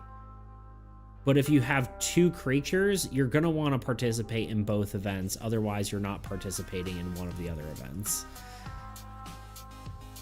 Because each event is its own thing, and you have to participate in that specific event. Otherwise, you are not participating in the other event. Oh, never mind, being foolish. I have it wrong. You need to bet on them. Yeah. So, yeah, sorry. Like, so what it says, yeah, is all non-participating players or ones who have lost the bet take 2 damage. Yeah, so you'd really want to try to do both. Which I think is interesting, and I think is probably more fun. It's chaotic and interesting, I think.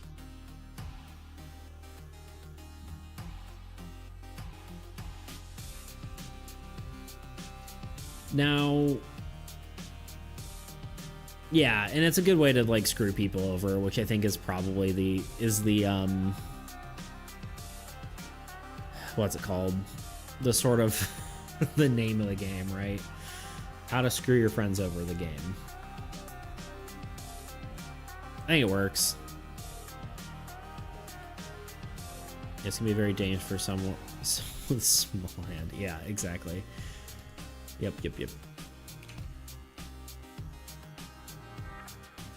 But usually the only way you'd have a small hand is if you have been betting a lot on other things anyway. You can still team up on stuff, so I think it's interesting, but... The nice part about this mechanic in general, though, too, is once players get out, the game ends much faster, right? And that's kind of what I want, is like, I don't want someone to lose. I was born with small hands. I was gonna say, I thought of that like some sort of joke along that lines, and I was just like, it's kind of what I thought you said at first. It's like someone with small hands would have problems. It's true. Anyway, but yeah, it's kind of cool because it actually ends the game much faster when one player loses, right? When one player loses, the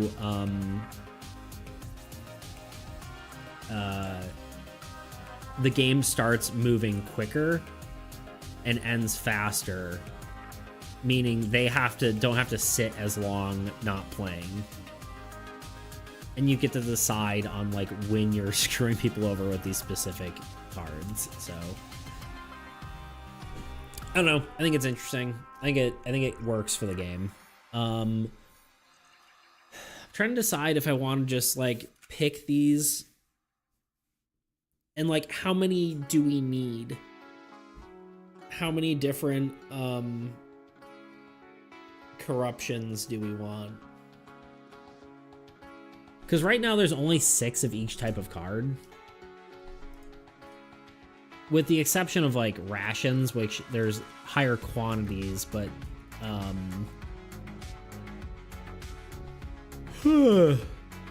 there's higher quantities, but less types. But I'm wondering if like, do we just do 6 types of corruption? But I also am thinking of adding more cards to the deck. So maybe now that we have this idea, we just kind of move forward and see. I don't know, I'm trying to figure out where to go from here. 1 is drink some water. Step 1.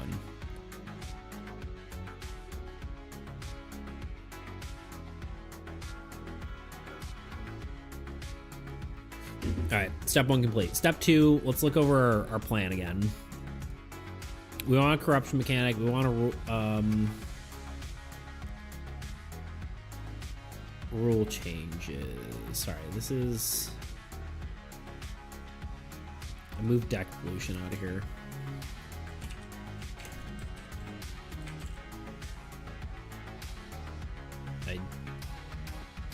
Okay, corruption mechanic, deck pollution.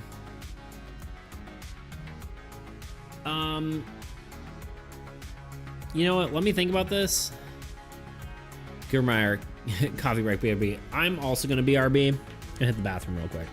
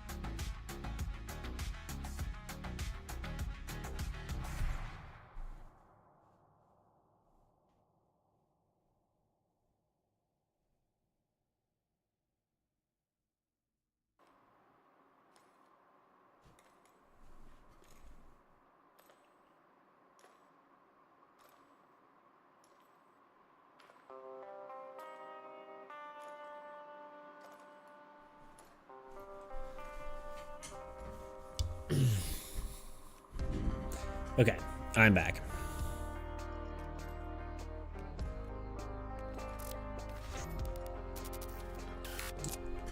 Alrighty. The Radish King is probably bigger than he needs to be. Turnip King? I always do that. Anyway.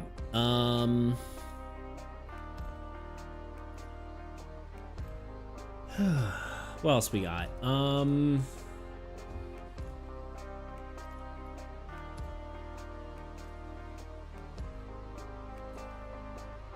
Tools need to be more specific is like a card tweaks thing. Honestly, I think it's just as simple as like implementing stuff.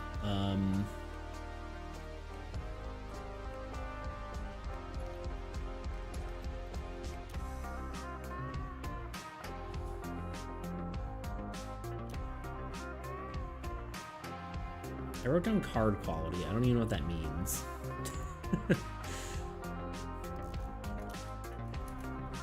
Quantity. Yep, nope. I just misread it. Card quantity. Which I think just means reducing rations. But although I don't know if it even matters now. Card quantity doesn't matter if we go with our dice rolling solution. It can be any number of cards we want. Because the...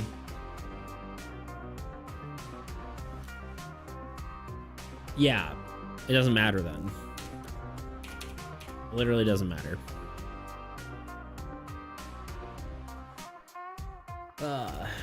Okay, well, that's decided. God. My posture is so bad. Oh, those are my shoulders. I don't know if you heard them crack, but that was them.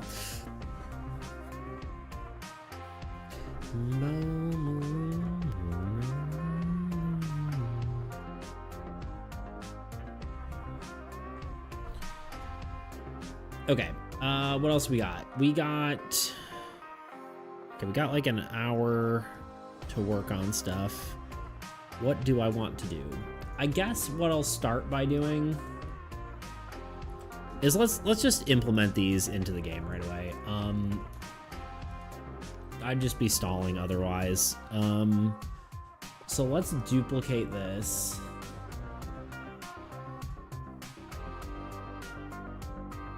What do you mean an hour? I usually stream for 3 hours. That's my usual schedule.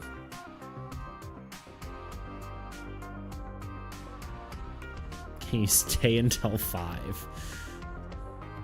Why do you want me to stay until 5? So you're not bored at work?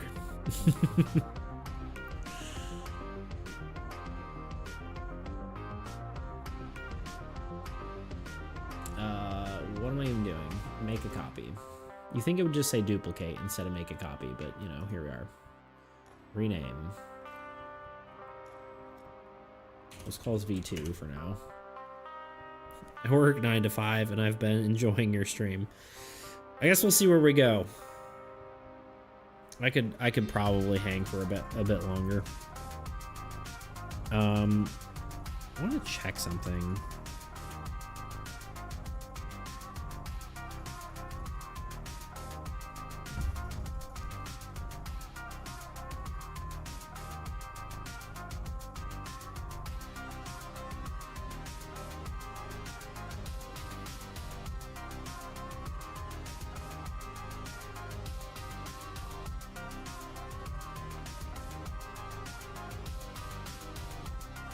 Give me just a second.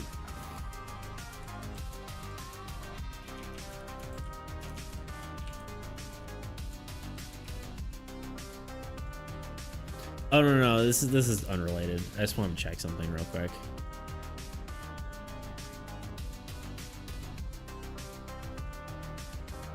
Give me just a smidge.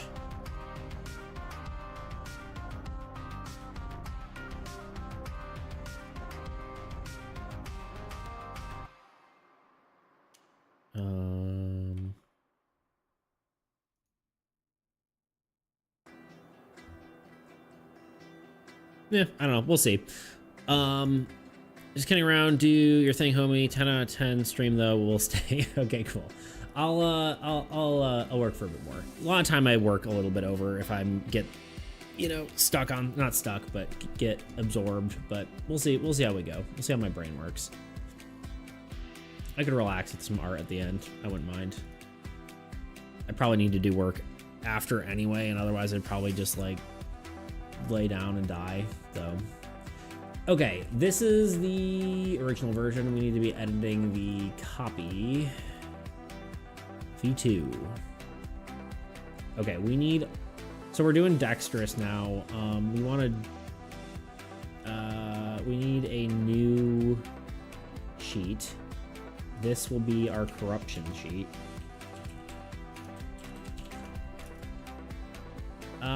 Does it need to be another page? Yes, I believe it does. Otherwise, it ends up... The backs are... I couldn't... Nah, we'll just do it this way. I'm trying to remember the best way to do this. Let's go into dexterous for a second. If we want to change... I like how the thing's still called Blight of Blackwater, and not Blackridge, because originally I was going to call it that, and then my friend was like, that sounds too piratey, and I'm like, yeah, you're right. And now here we are. Can I replace backs separately? I cannot. Run out of space on my free dexterous. I'll need to upgrade. I did too. It's only like, what, $4 or something? I might be grandfathered into their new pricing, but...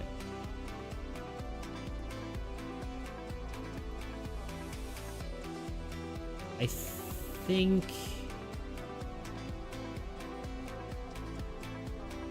Yeah, I think you can have unique backs, but it's just easier to have a separate deck, I think, for corruption. It is good. Yeah, honestly, I love it. I'm tempted to reach out to them and see if they'll sponsor my videos. I'm not like that popular yet, and they're probably, I mean, they're still starting, so they probably don't have a ton of money, but I feel like it would be like, I'm marketing directly to the people that would be looking for it, you know? So I might actually talk to them and see if that's a thing. And they're like a small company, so I'd be talking directly to the people who own it and not like, you know, some corporation or whatever. So I don't know. We'll see. Even if they gave you a full account for free or something. Yeah, honestly. And I talk about it anyway, so it's like... Here we are. Yeah, I agree. We'll see. I'll talk to him. Okay, we're doing corruption. It's a whole thing.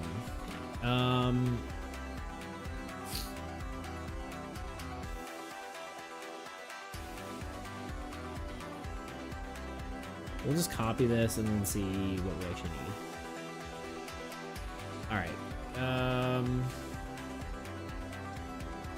Format. We like to do alternating colors because they really just do that. Format.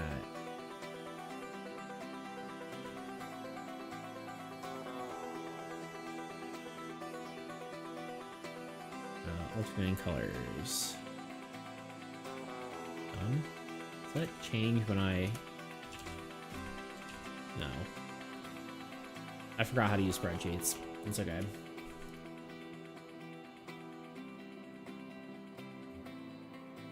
It'll be fine. Never that fire heart on fire on the corruption card. So cool. Thank you. Yeah, I'm actually really happy with that one. I say this every time I show it, but I drew the actual fire. Like, I actually drew that in Photoshop. It's not like a fire asset, and I'm proud of that.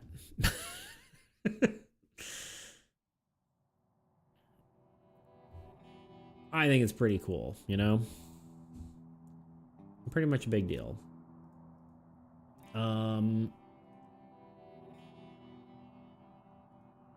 Let's see. Copies of cards. We want...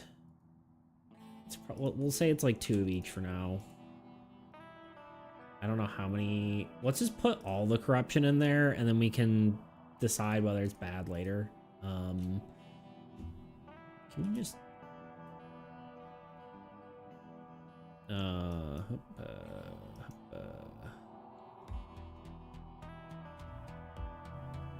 We get it. You're handsome and talented. I know. It's hard to be this. It's hard to be like this, you know? We don't need card type. Delete column. Bonus effects. No bonus effects. Card background we will need. Maybe, I don't know if each one might need to have its own corruption look to it. Oh, that's more art. That's okay. It's okay. It's fine. All right, let's put these into the game, and then we also want to come up with names for them. So each one should have a unique name.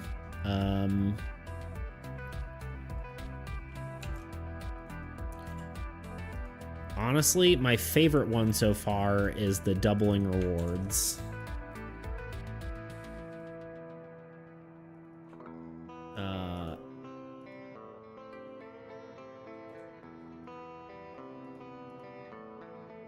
What's the,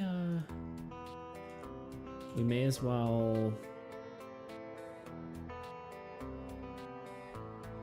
what is C2 and E, oh, it's card type plus.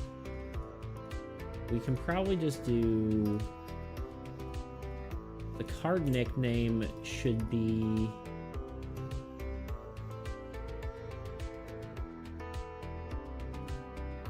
hold on. Corruption _ cards. Gotta do some formulas here real quick. And then, and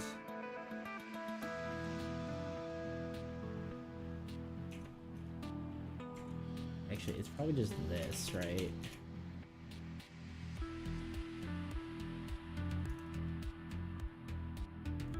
I'm failing miserably. Don't mind me. I just forgot the equal sign. So it should equal that plus corruption. Do I have an additional space in here? I do. Okay, so this one would be called Greed.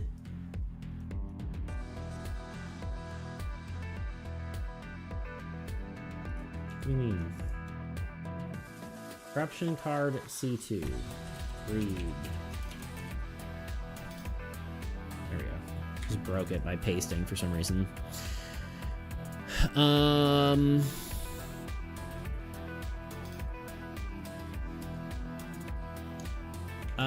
Doubles rewards on monster and shop cards, shop events. Just to kind of clarify, we're not really necessarily meaning what's it called? It probably shouldn't include, there's really no rewards on incidents, so we will ignore that.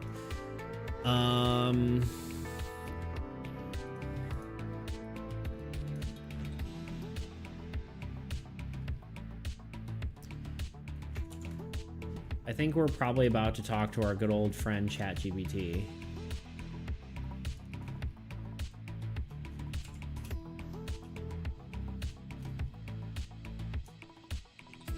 Increase the cost of the event. Is it? We're gonna write it out here.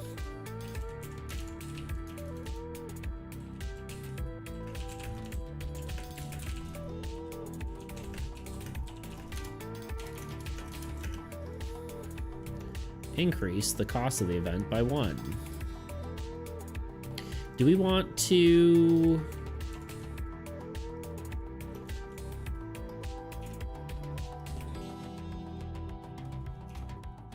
I don't know if I need to say...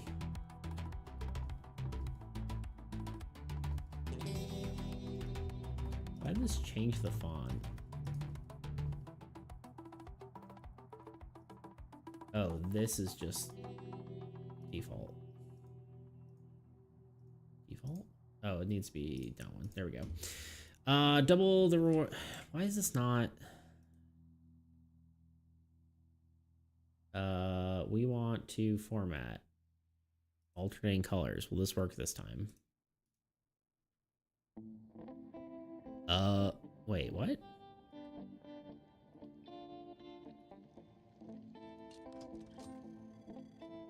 don't know why this isn't working. Oh, because it needs to be E like 20. Okay, done. Somehow I broke this, and I'm not sure how.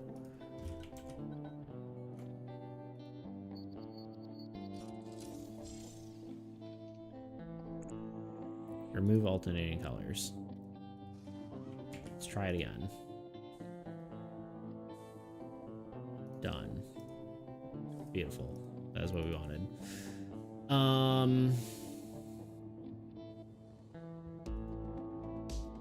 Chat GPT, get over here.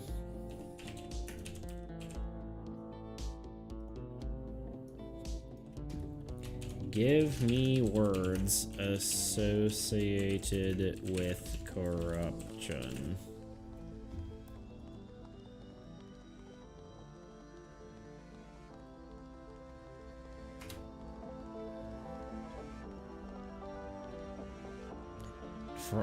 Depravity, fraud, bribery, exploitation, deception, betrayal. Magical or physical? I think it could be any of these, right? Well, maybe not this stuff. This feels more... whatever. Canker. Mutated. Toxin. Vermin. Blight. Betrayal's good for one of these. I don't know. We're gonna have to keep these on the other screen. Increase the cost by 1.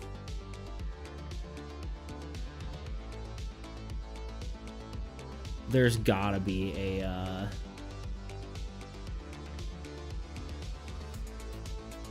deception, betrayal, extortion? No.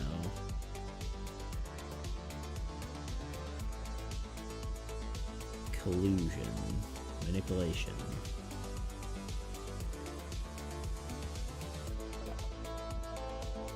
Duplicity. Num.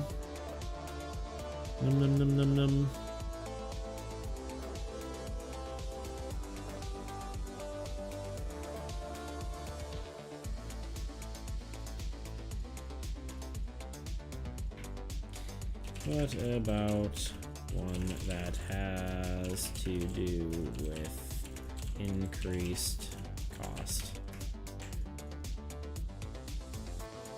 Taxation, extortion.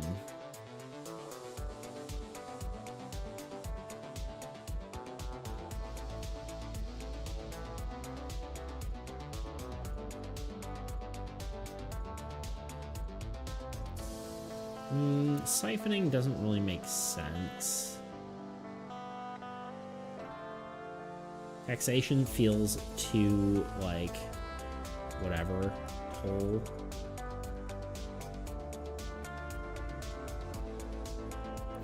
Malice. Malice is pretty good.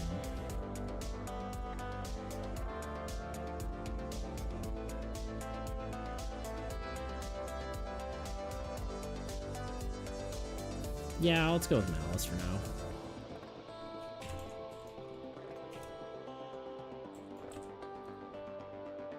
Malice.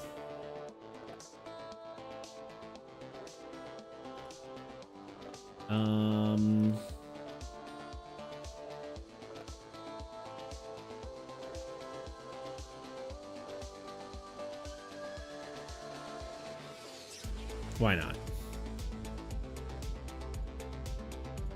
Okay, next one. +1 to event detriment.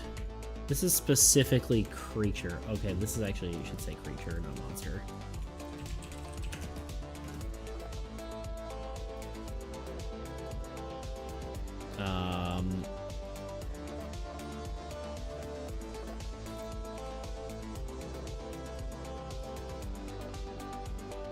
Increase the cost of the creature event by 1.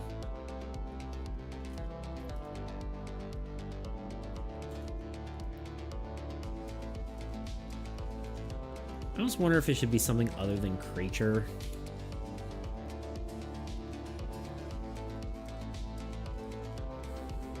Like, because sometimes they're ghosts. Is a ghost a creature? I don't know.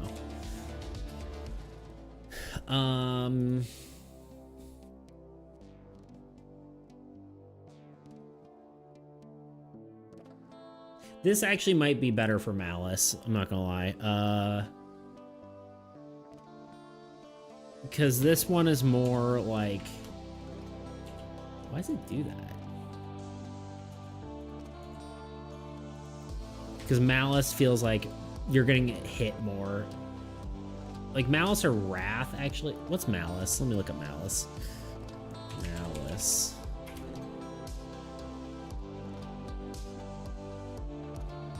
Will to do evil.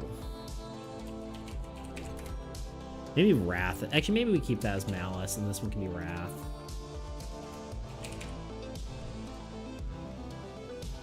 I feel like that's kind of cool.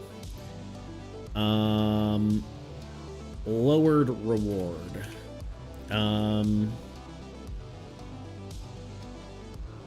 All reward quantities are lowered by 1.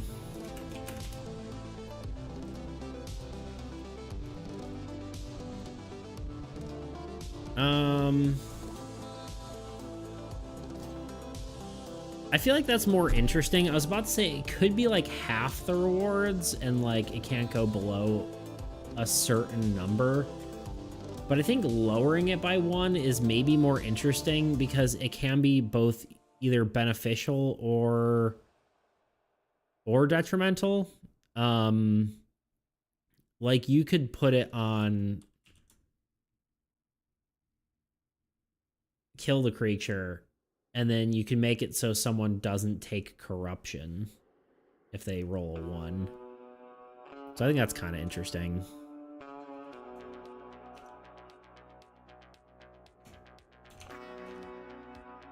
Which makes me feel like greed maybe should just increase by 1, because especially when you have something like your bog beast or something, and it has... What does it have? It has... Or gorge beast, whatever it's called. It has 3 rations. You're never going to need 6 rations. I think maybe just increasing the reward by 1 is maybe more interesting. Doubling is cool and feels much more powerful, but maybe redundant. Maybe by 2 would be interesting.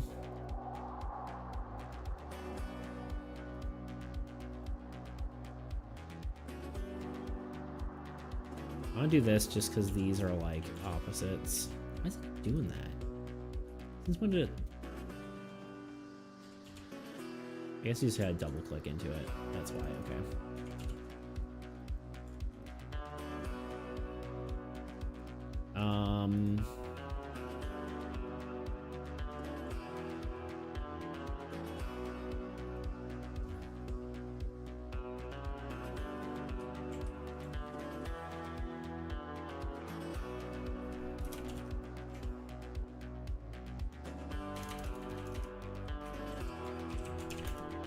Increase rewards by +2. +1 on creature and shop events. And just by 1. Don't need to do the plus. It's not how I word things. I am gonna have to go back through and like reevaluate my wordage on everything as well.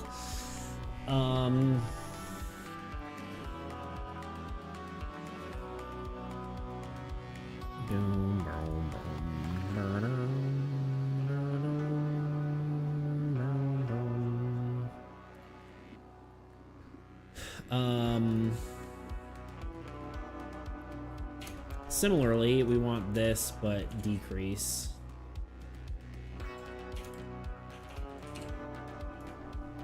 Decrease rewards by 1 on creature and the shop events. What do we call this?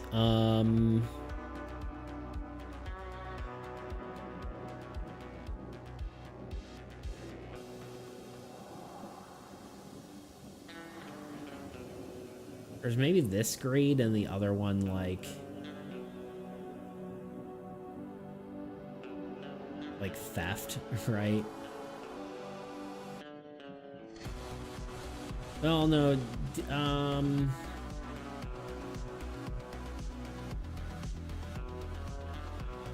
theft feels a little like the wrong flavor though, right?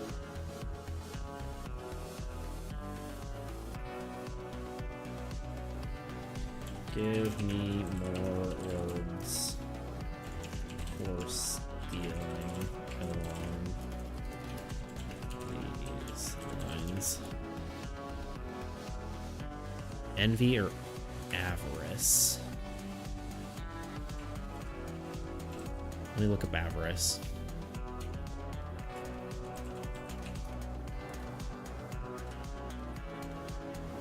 Right, extreme greed for wealth and material. Yoinking. Gotta like the yoinking.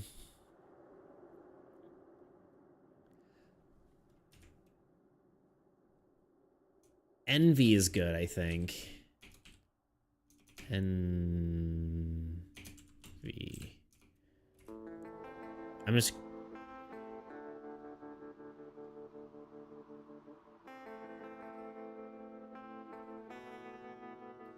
I think I like envy. That's kind of cool.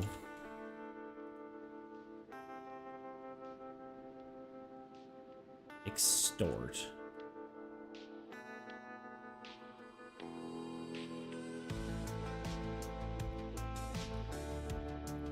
I use similar things in my game. There you go. Greed, envy. Maybe. I think that works. Based on 7 sins, right? Yeah. Avarice is such a cool word, but I think greed feels more in theme.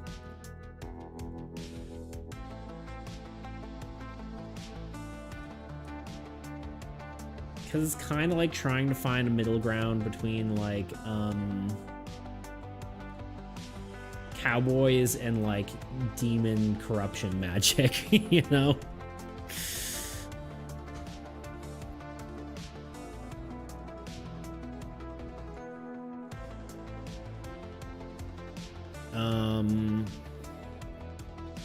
Swaps rewards. That we decided wasn't going to be a thing. We gave up on that one. Increase rewards by 1.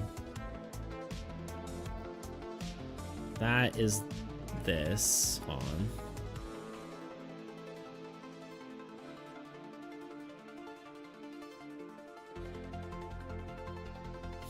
I like the concept of like a bunch of cowboys went through Dante's Inferno, basically.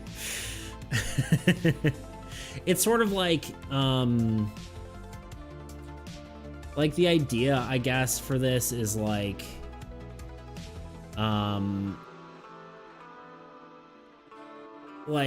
cowboys went out west to find fortune or whatever and all that kind of stuff, end up basically just being mercenaries that fought monsters that protect the town, but these cowboys aren't really good people. And well, it's not necessarily that they're not good people, but they have to do what they can to survive, even if that is screwing over other people to get your reward and that kind of thing. And yeah, basically demons and ghosts and corrupted beings are living in this town. It is like a town under a rift to hell. Is kind of the thought.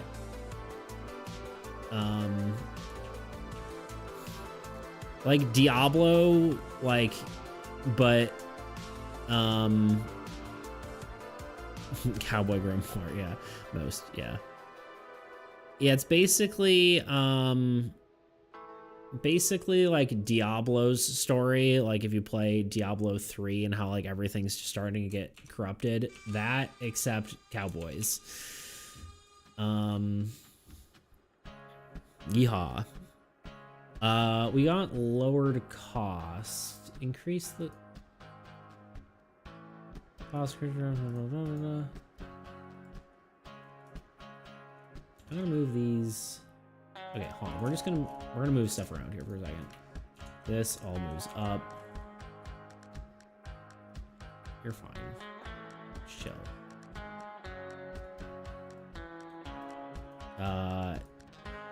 These are gonna move down by 2 because I believe we can also.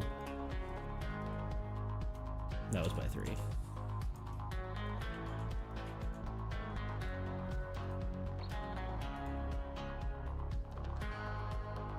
Oh, this is all sorts of messed up now.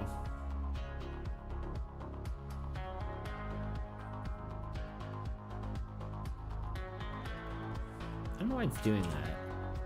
I definitely messed something up. Anyway. Because we want one to...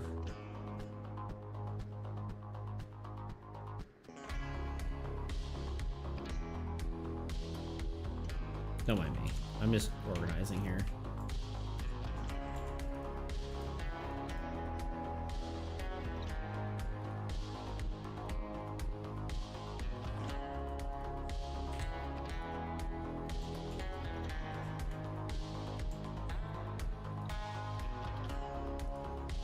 Okay. I don't know what I'm doing with my life. There we go. Okay, I just had an existential crisis, don't mind me. So yeah, they're basically, we can just copy these abilities and just do decrease, right? So you can increase the cost, decrease the cost, increase the cost of the event, decrease the cost of the event, increase the cost of... This should say increase the cost of this. The detriment. Increase the detriment.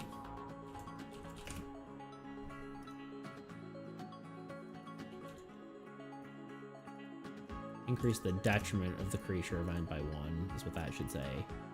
Should say decrease.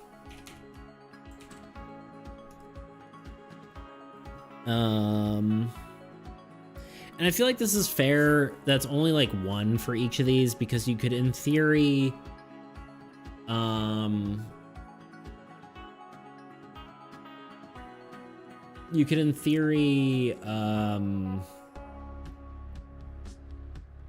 like play more than one of them to make it even worse, right?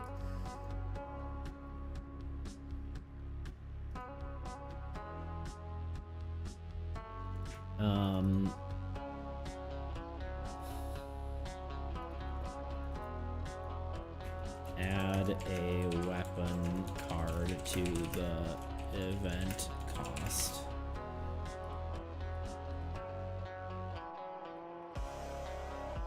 Add a tool. Add a ration. Ration. There we go. What else we got?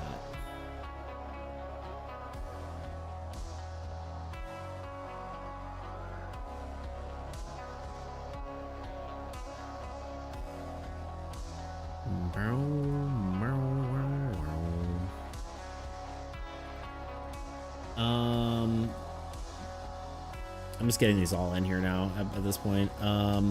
Draw a second event. This may need more wording, but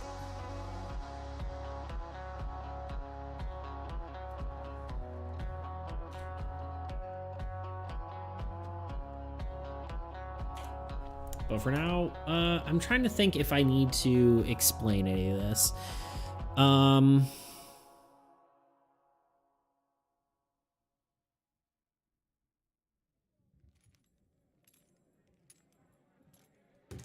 Like, it doesn't need clarity, but should I give it clarity, I guess is the question, right? Sometimes it's easy to, like, draw a second event, this event,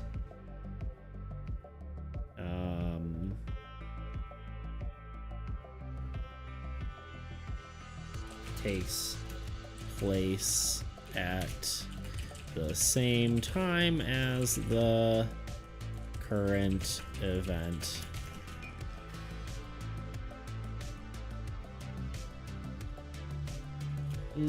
Honestly, I don't know. I'm gonna leave it for now, but it may need more words later.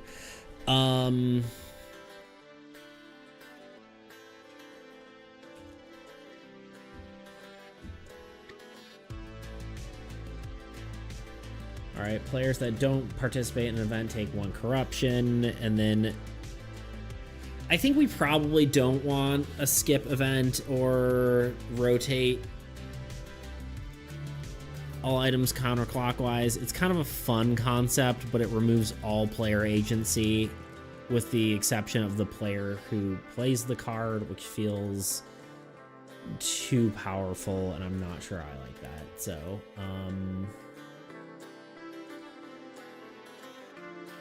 this is 11 cards. I feel like we might want 1 more, but... Or maybe remove 1. We'll probably just leave it for now.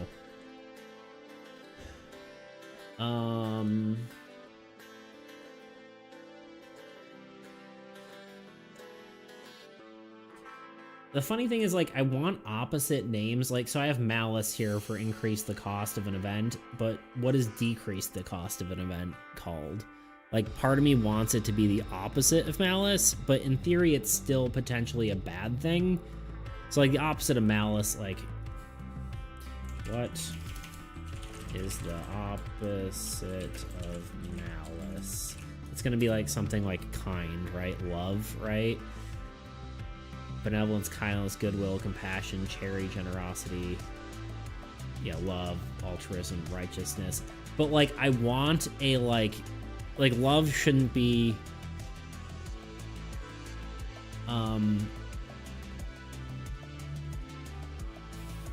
what about a negative term? Apathy? Literally the first thing it says. Nice.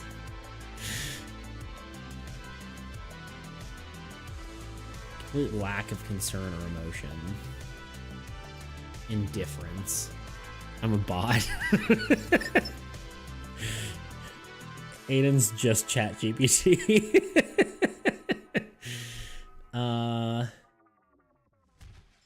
Neglect. I like apathy. That's cool.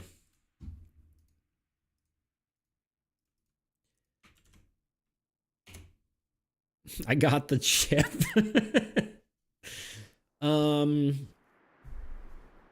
Now, wrath feels like a very similar word, and we're not going to get... Well, wrath is more like... What about for wrath?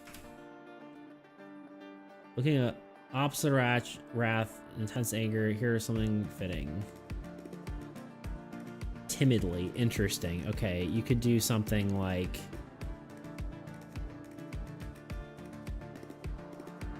I like this, like, yeah, it's like spinelessness, right? But, like, I feel like almost like, would sloth be a good one there if we're talking about the whole corruption sort of demon-y sort of thing? Petulance. Isn't that what that is? Or am I?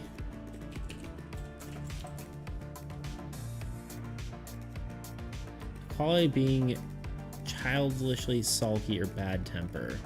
That was the last one on the list.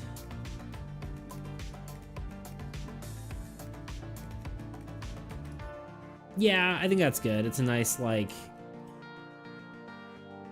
it's a nice, like, similar, same, but different. Yeah, it's like yeah, that's good. I like that.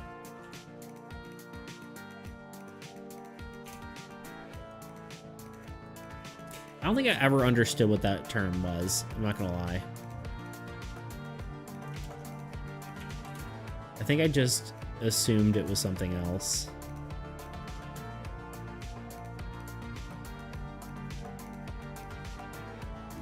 Okay, moving on.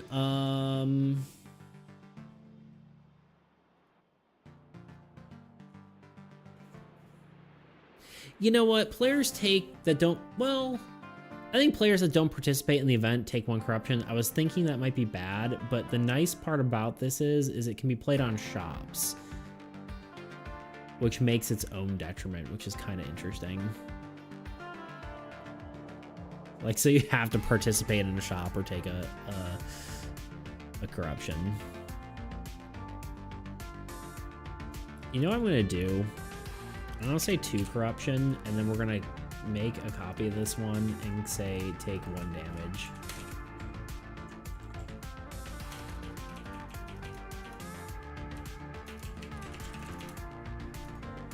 And then we'll have our 12. That could fit Sloth. Yeah. Oh wait, which one? Sorry, I kind of been bouncing around. The players that don't participate. Oh yeah. That's, sorry. Yeah, that makes sense.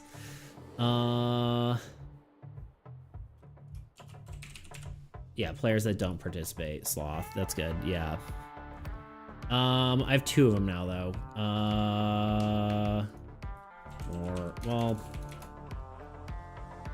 is there another?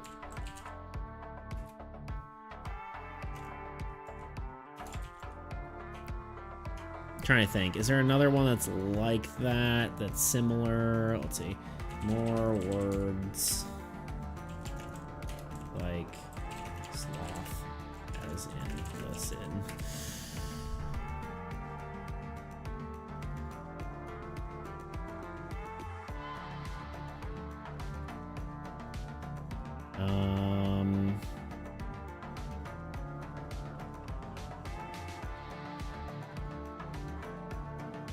Cowardice is kind of good, but it's kind of less.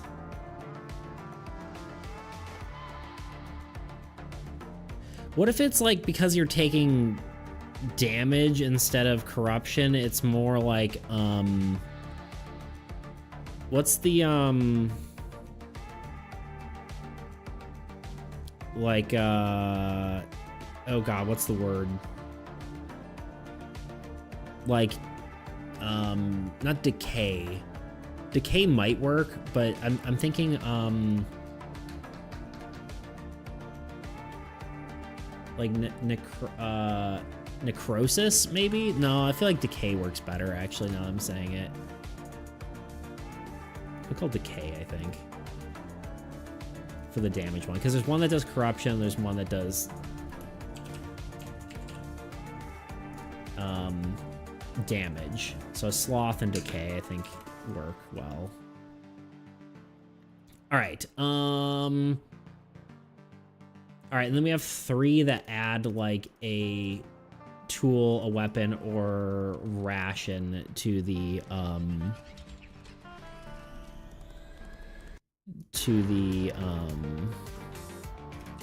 thing. Ration I think could be like gluttony, right?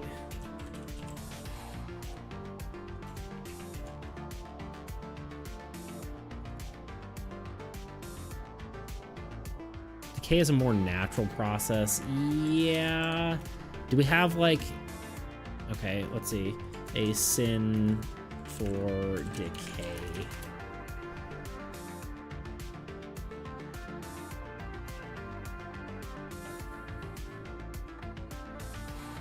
Neglect. What's Astia? What is this? I don't know this word. Maybe I do. Acedia. No, it's more sloth-like. It feels too same. Withering.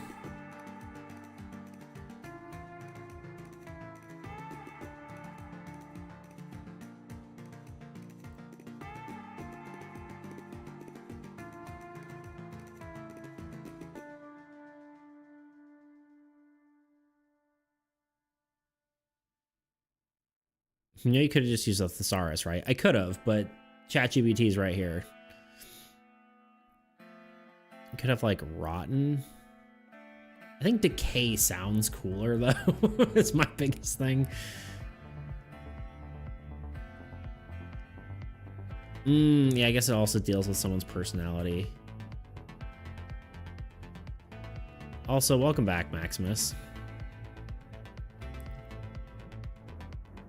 We'll come back to that. I'm gonna leave it at decay for a second, but I'll think about it.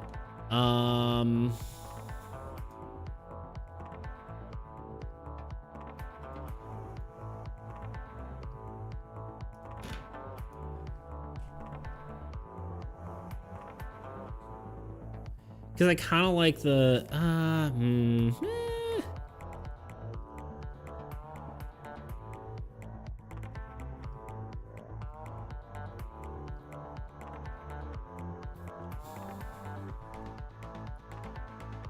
I'm thinking that through. Okay, gluttony is good for rations, weapons and tools.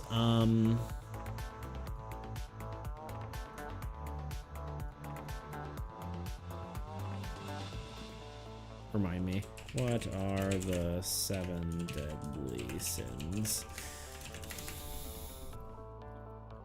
Levy.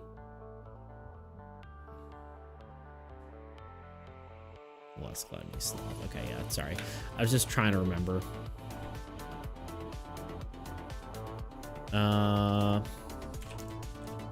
Levy. Impose in the list.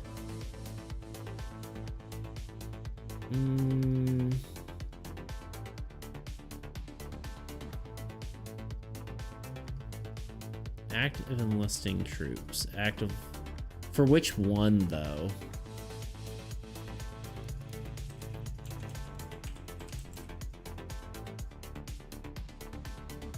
No. That was Thunder.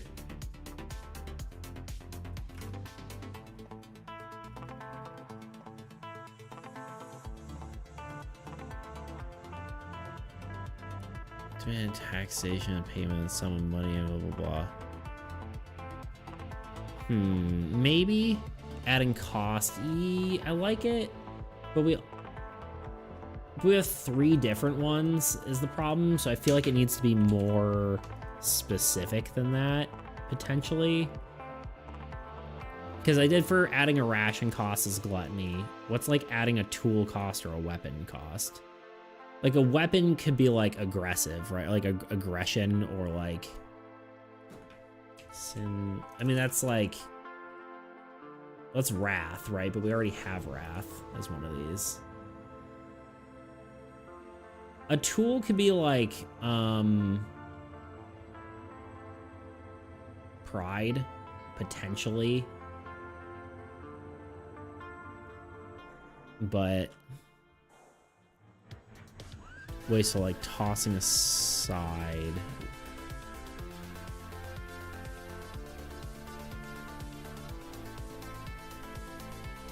Interesting. Yeah. You thinking for like the decay one, wasteful? Tool aside. Might be a better word for it. I meant the item one. Okay.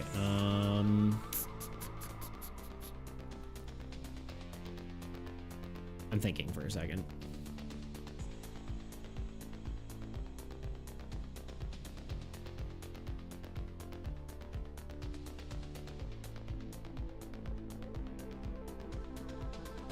wasteful. Let me think that through for a minute. I'm not 100% sold on it, but we are running out of words that mean, like, sin stuff.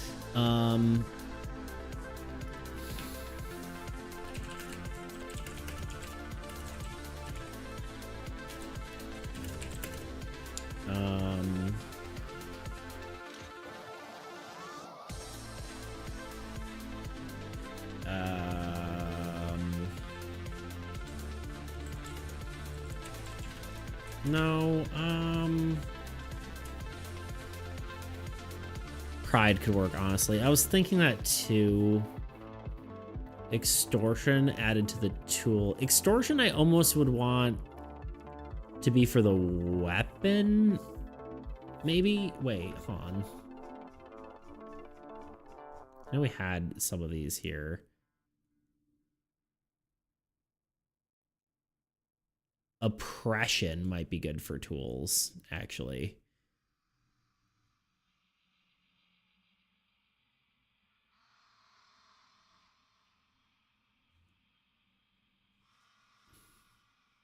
I think I might like oppression for weapons, maybe extortion for tools.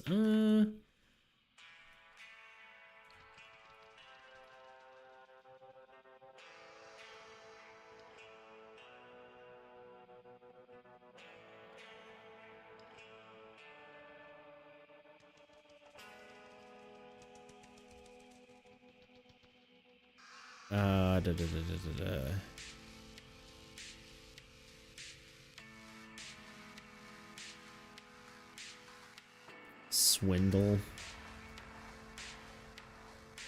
I guess these are like oppression. I guess isn't like a. I guess this is what kind of Aiden's getting at, is that some of these are, a lot of these are a quality of a person, and so having, I guess,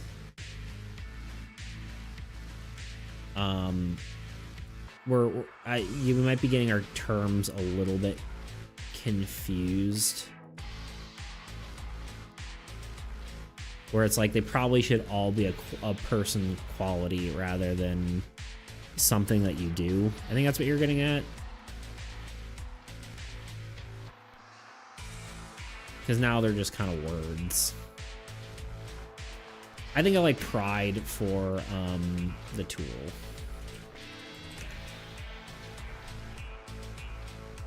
I mean, change them to adjectives and it works. Yeah, I guess. Oppressive, right? I guess. Decay might still be outside. Oppressive, yeah.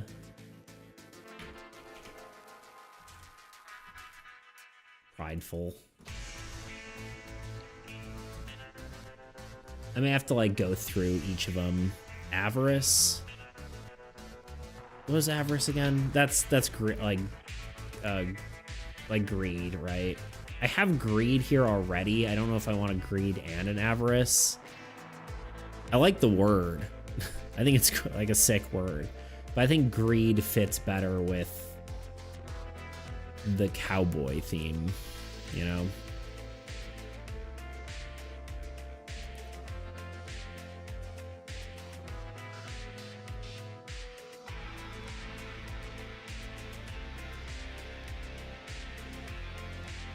We also do need the one for drawing a second event. And then I'll go through all these and try to make sure they all kind of work together.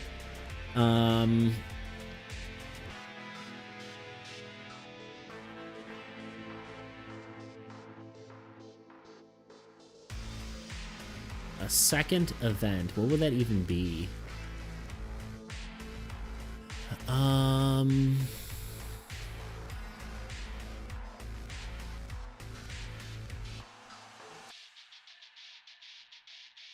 It's like almost like overworking, right? Like a I mean, maybe that would be better for oppressive, right?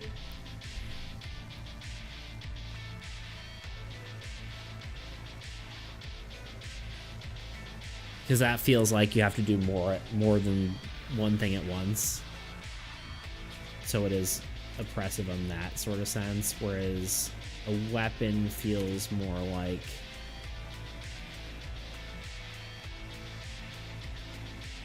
Um,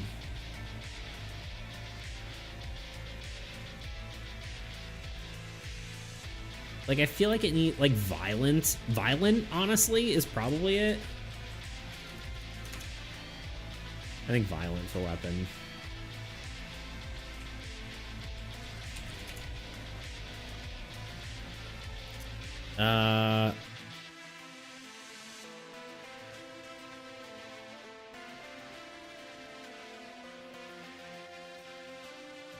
What is this? Sorry, hold on. My words. Why can't I read? Precipitants.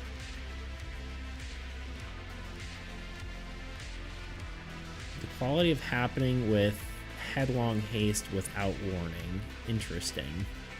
I've never heard of the word before, but I think it works. I think we just use oppressive, right? Because like you're being forced to do more, so it's oppressive.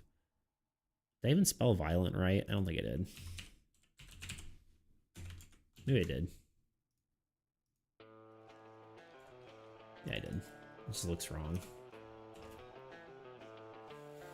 To hasten or fall headlong, it suggests reckless speed. Yeah. Reckless could be good, actually. Just shortening it, right? Just to reckless. But reckless doesn't feel as... My only worry with that, it's a cool word, but like I've never heard of it in my life. I couldn't even pronounce it.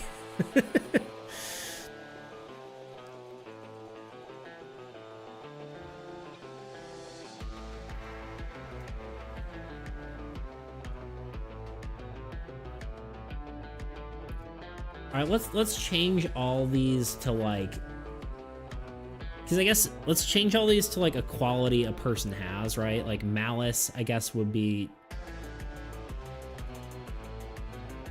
to have malice is malevolent or malicious. Sorry, I'm like maleficus. That's whatever. Yeah, thank you. Malicious. To have maliciousness.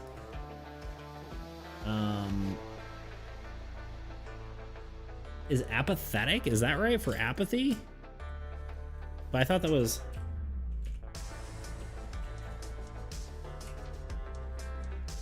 Oh, I guess it is, yeah.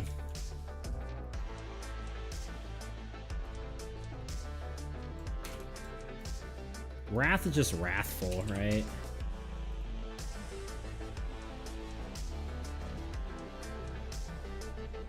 Ooh. Pestilence is what?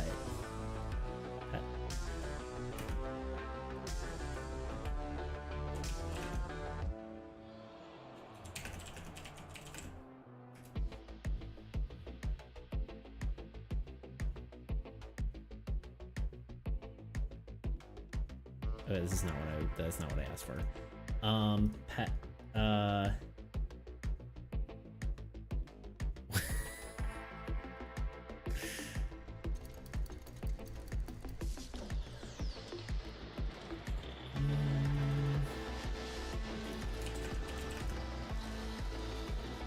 I'd say keep that one as already works. Yeah.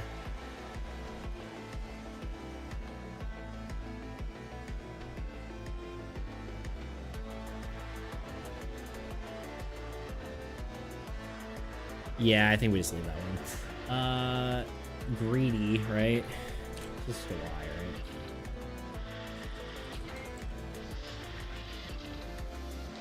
Malice and pride are fine. Yeah. Well, it could just be like prideful, right?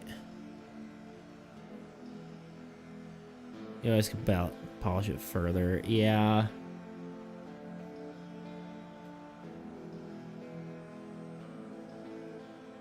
Yeah, I mean, maybe we just use them as the term rather than...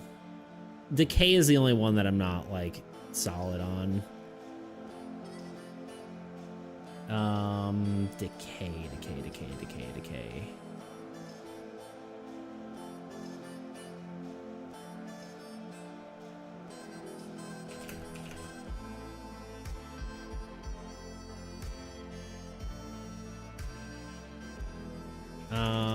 Sin to wither away to death.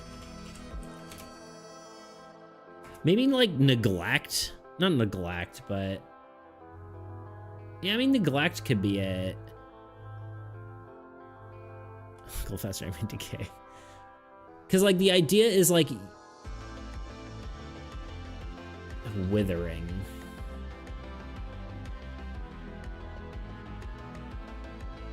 I think neglect might be it, but I don't know. Despair, I think neglect. Neglect is good because it's like sloth, but toward someone else, right? Or toward yourself, even the both. We'll just call it neglect for now.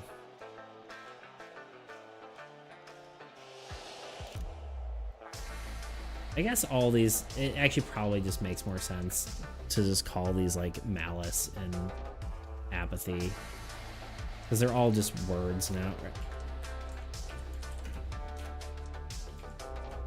Don't mind me. We're being nitpicky here. You're right. We should just call it good.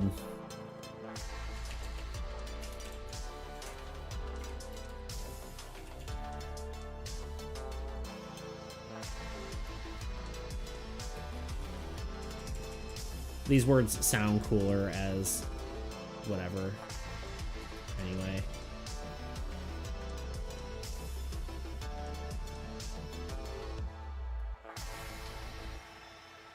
Okay, we have 12 of them. It's good enough for me. Okay, we did it. We do have to draw cards for this as well. I think we might be done though. Potentially. I'm thinking about it for a second. I'm trying to decide if I want to keep working or not.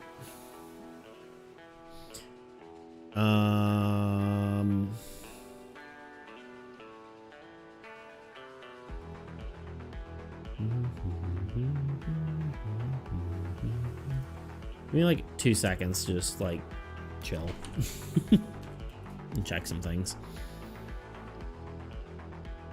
I will not be personally I will not be personally offended if you decide to end it here. This is like right about time when I would be done, but that said,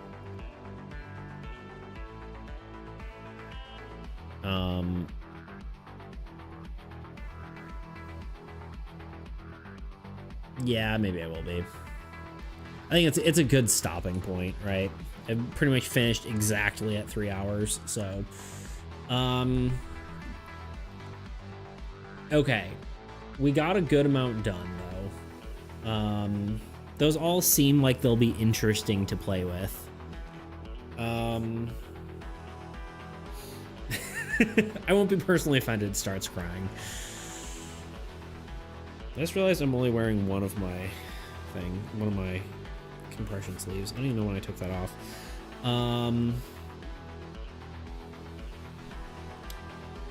But yeah, we did a lot of good stuff there. What the heck? Who's messaging me?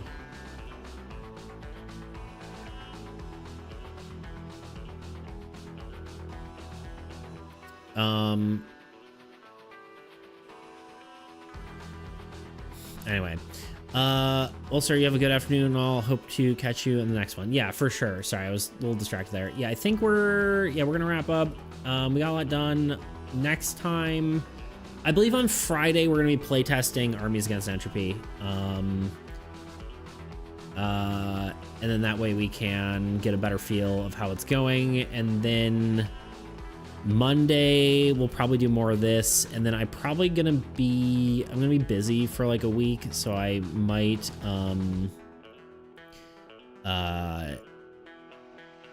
might be gone for a little bit, but it will be at it is, so Friday is usually my later time, so it's at I guess probably know my schedule well enough at this point, but yeah, it's at what, 6? Yeah, sorry, 7 EST. So we'll be playing that for a bit. I guess you're not in that different of a time zone, I don't think. So anyway, we'll be playing, and then we'll be seeing if the game's actually balanced or broken or what. So we'll be doing more of that with armies.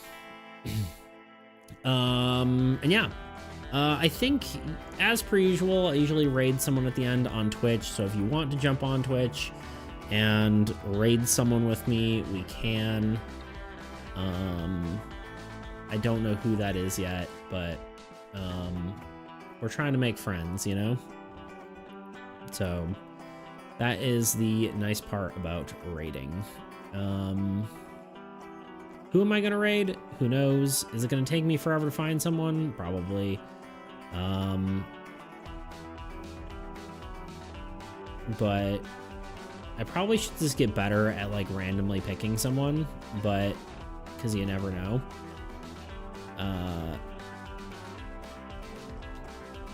Yeah, here we are.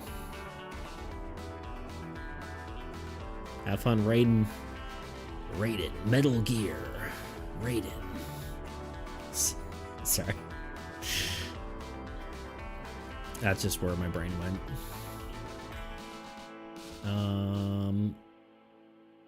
Who's game devy? Do we do a game dev person? Or do we do an art person for a change?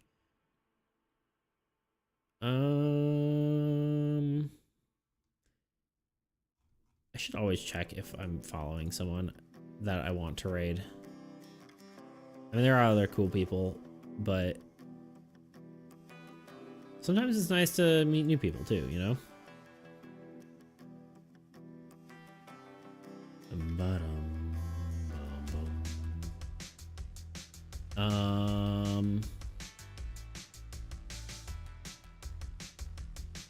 So I just clicked on like the smaller or similar size thing, and it was like, this person is like who has like 30,000 followers.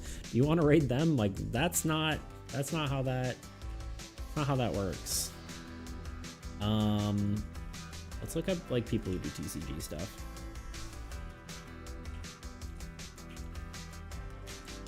Maybe we can find someone. Usually we don't find anyone who's doing card games, unfortunately, but it's okay.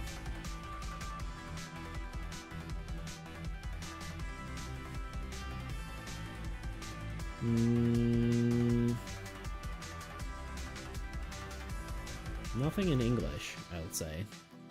I'll say that.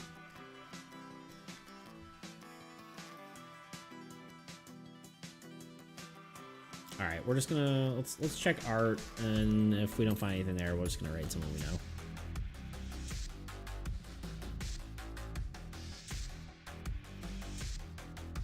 You somewhat know that person, but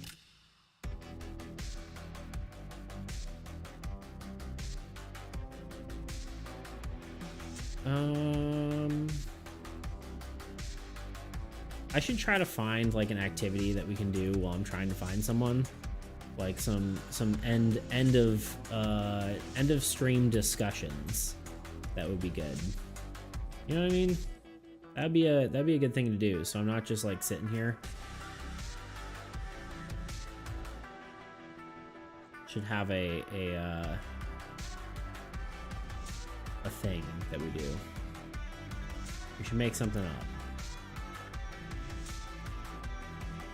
Oh, here's a guy drawing Magic the Gathering card things. No, wait. I literally just clicked on them and then everything disappeared. Did they just sign off?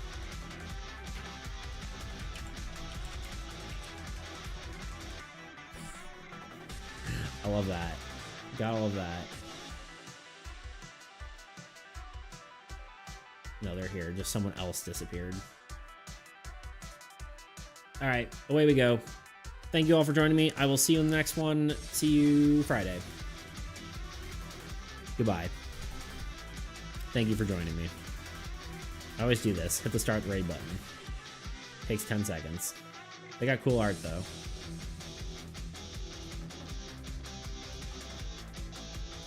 All right. Let's go.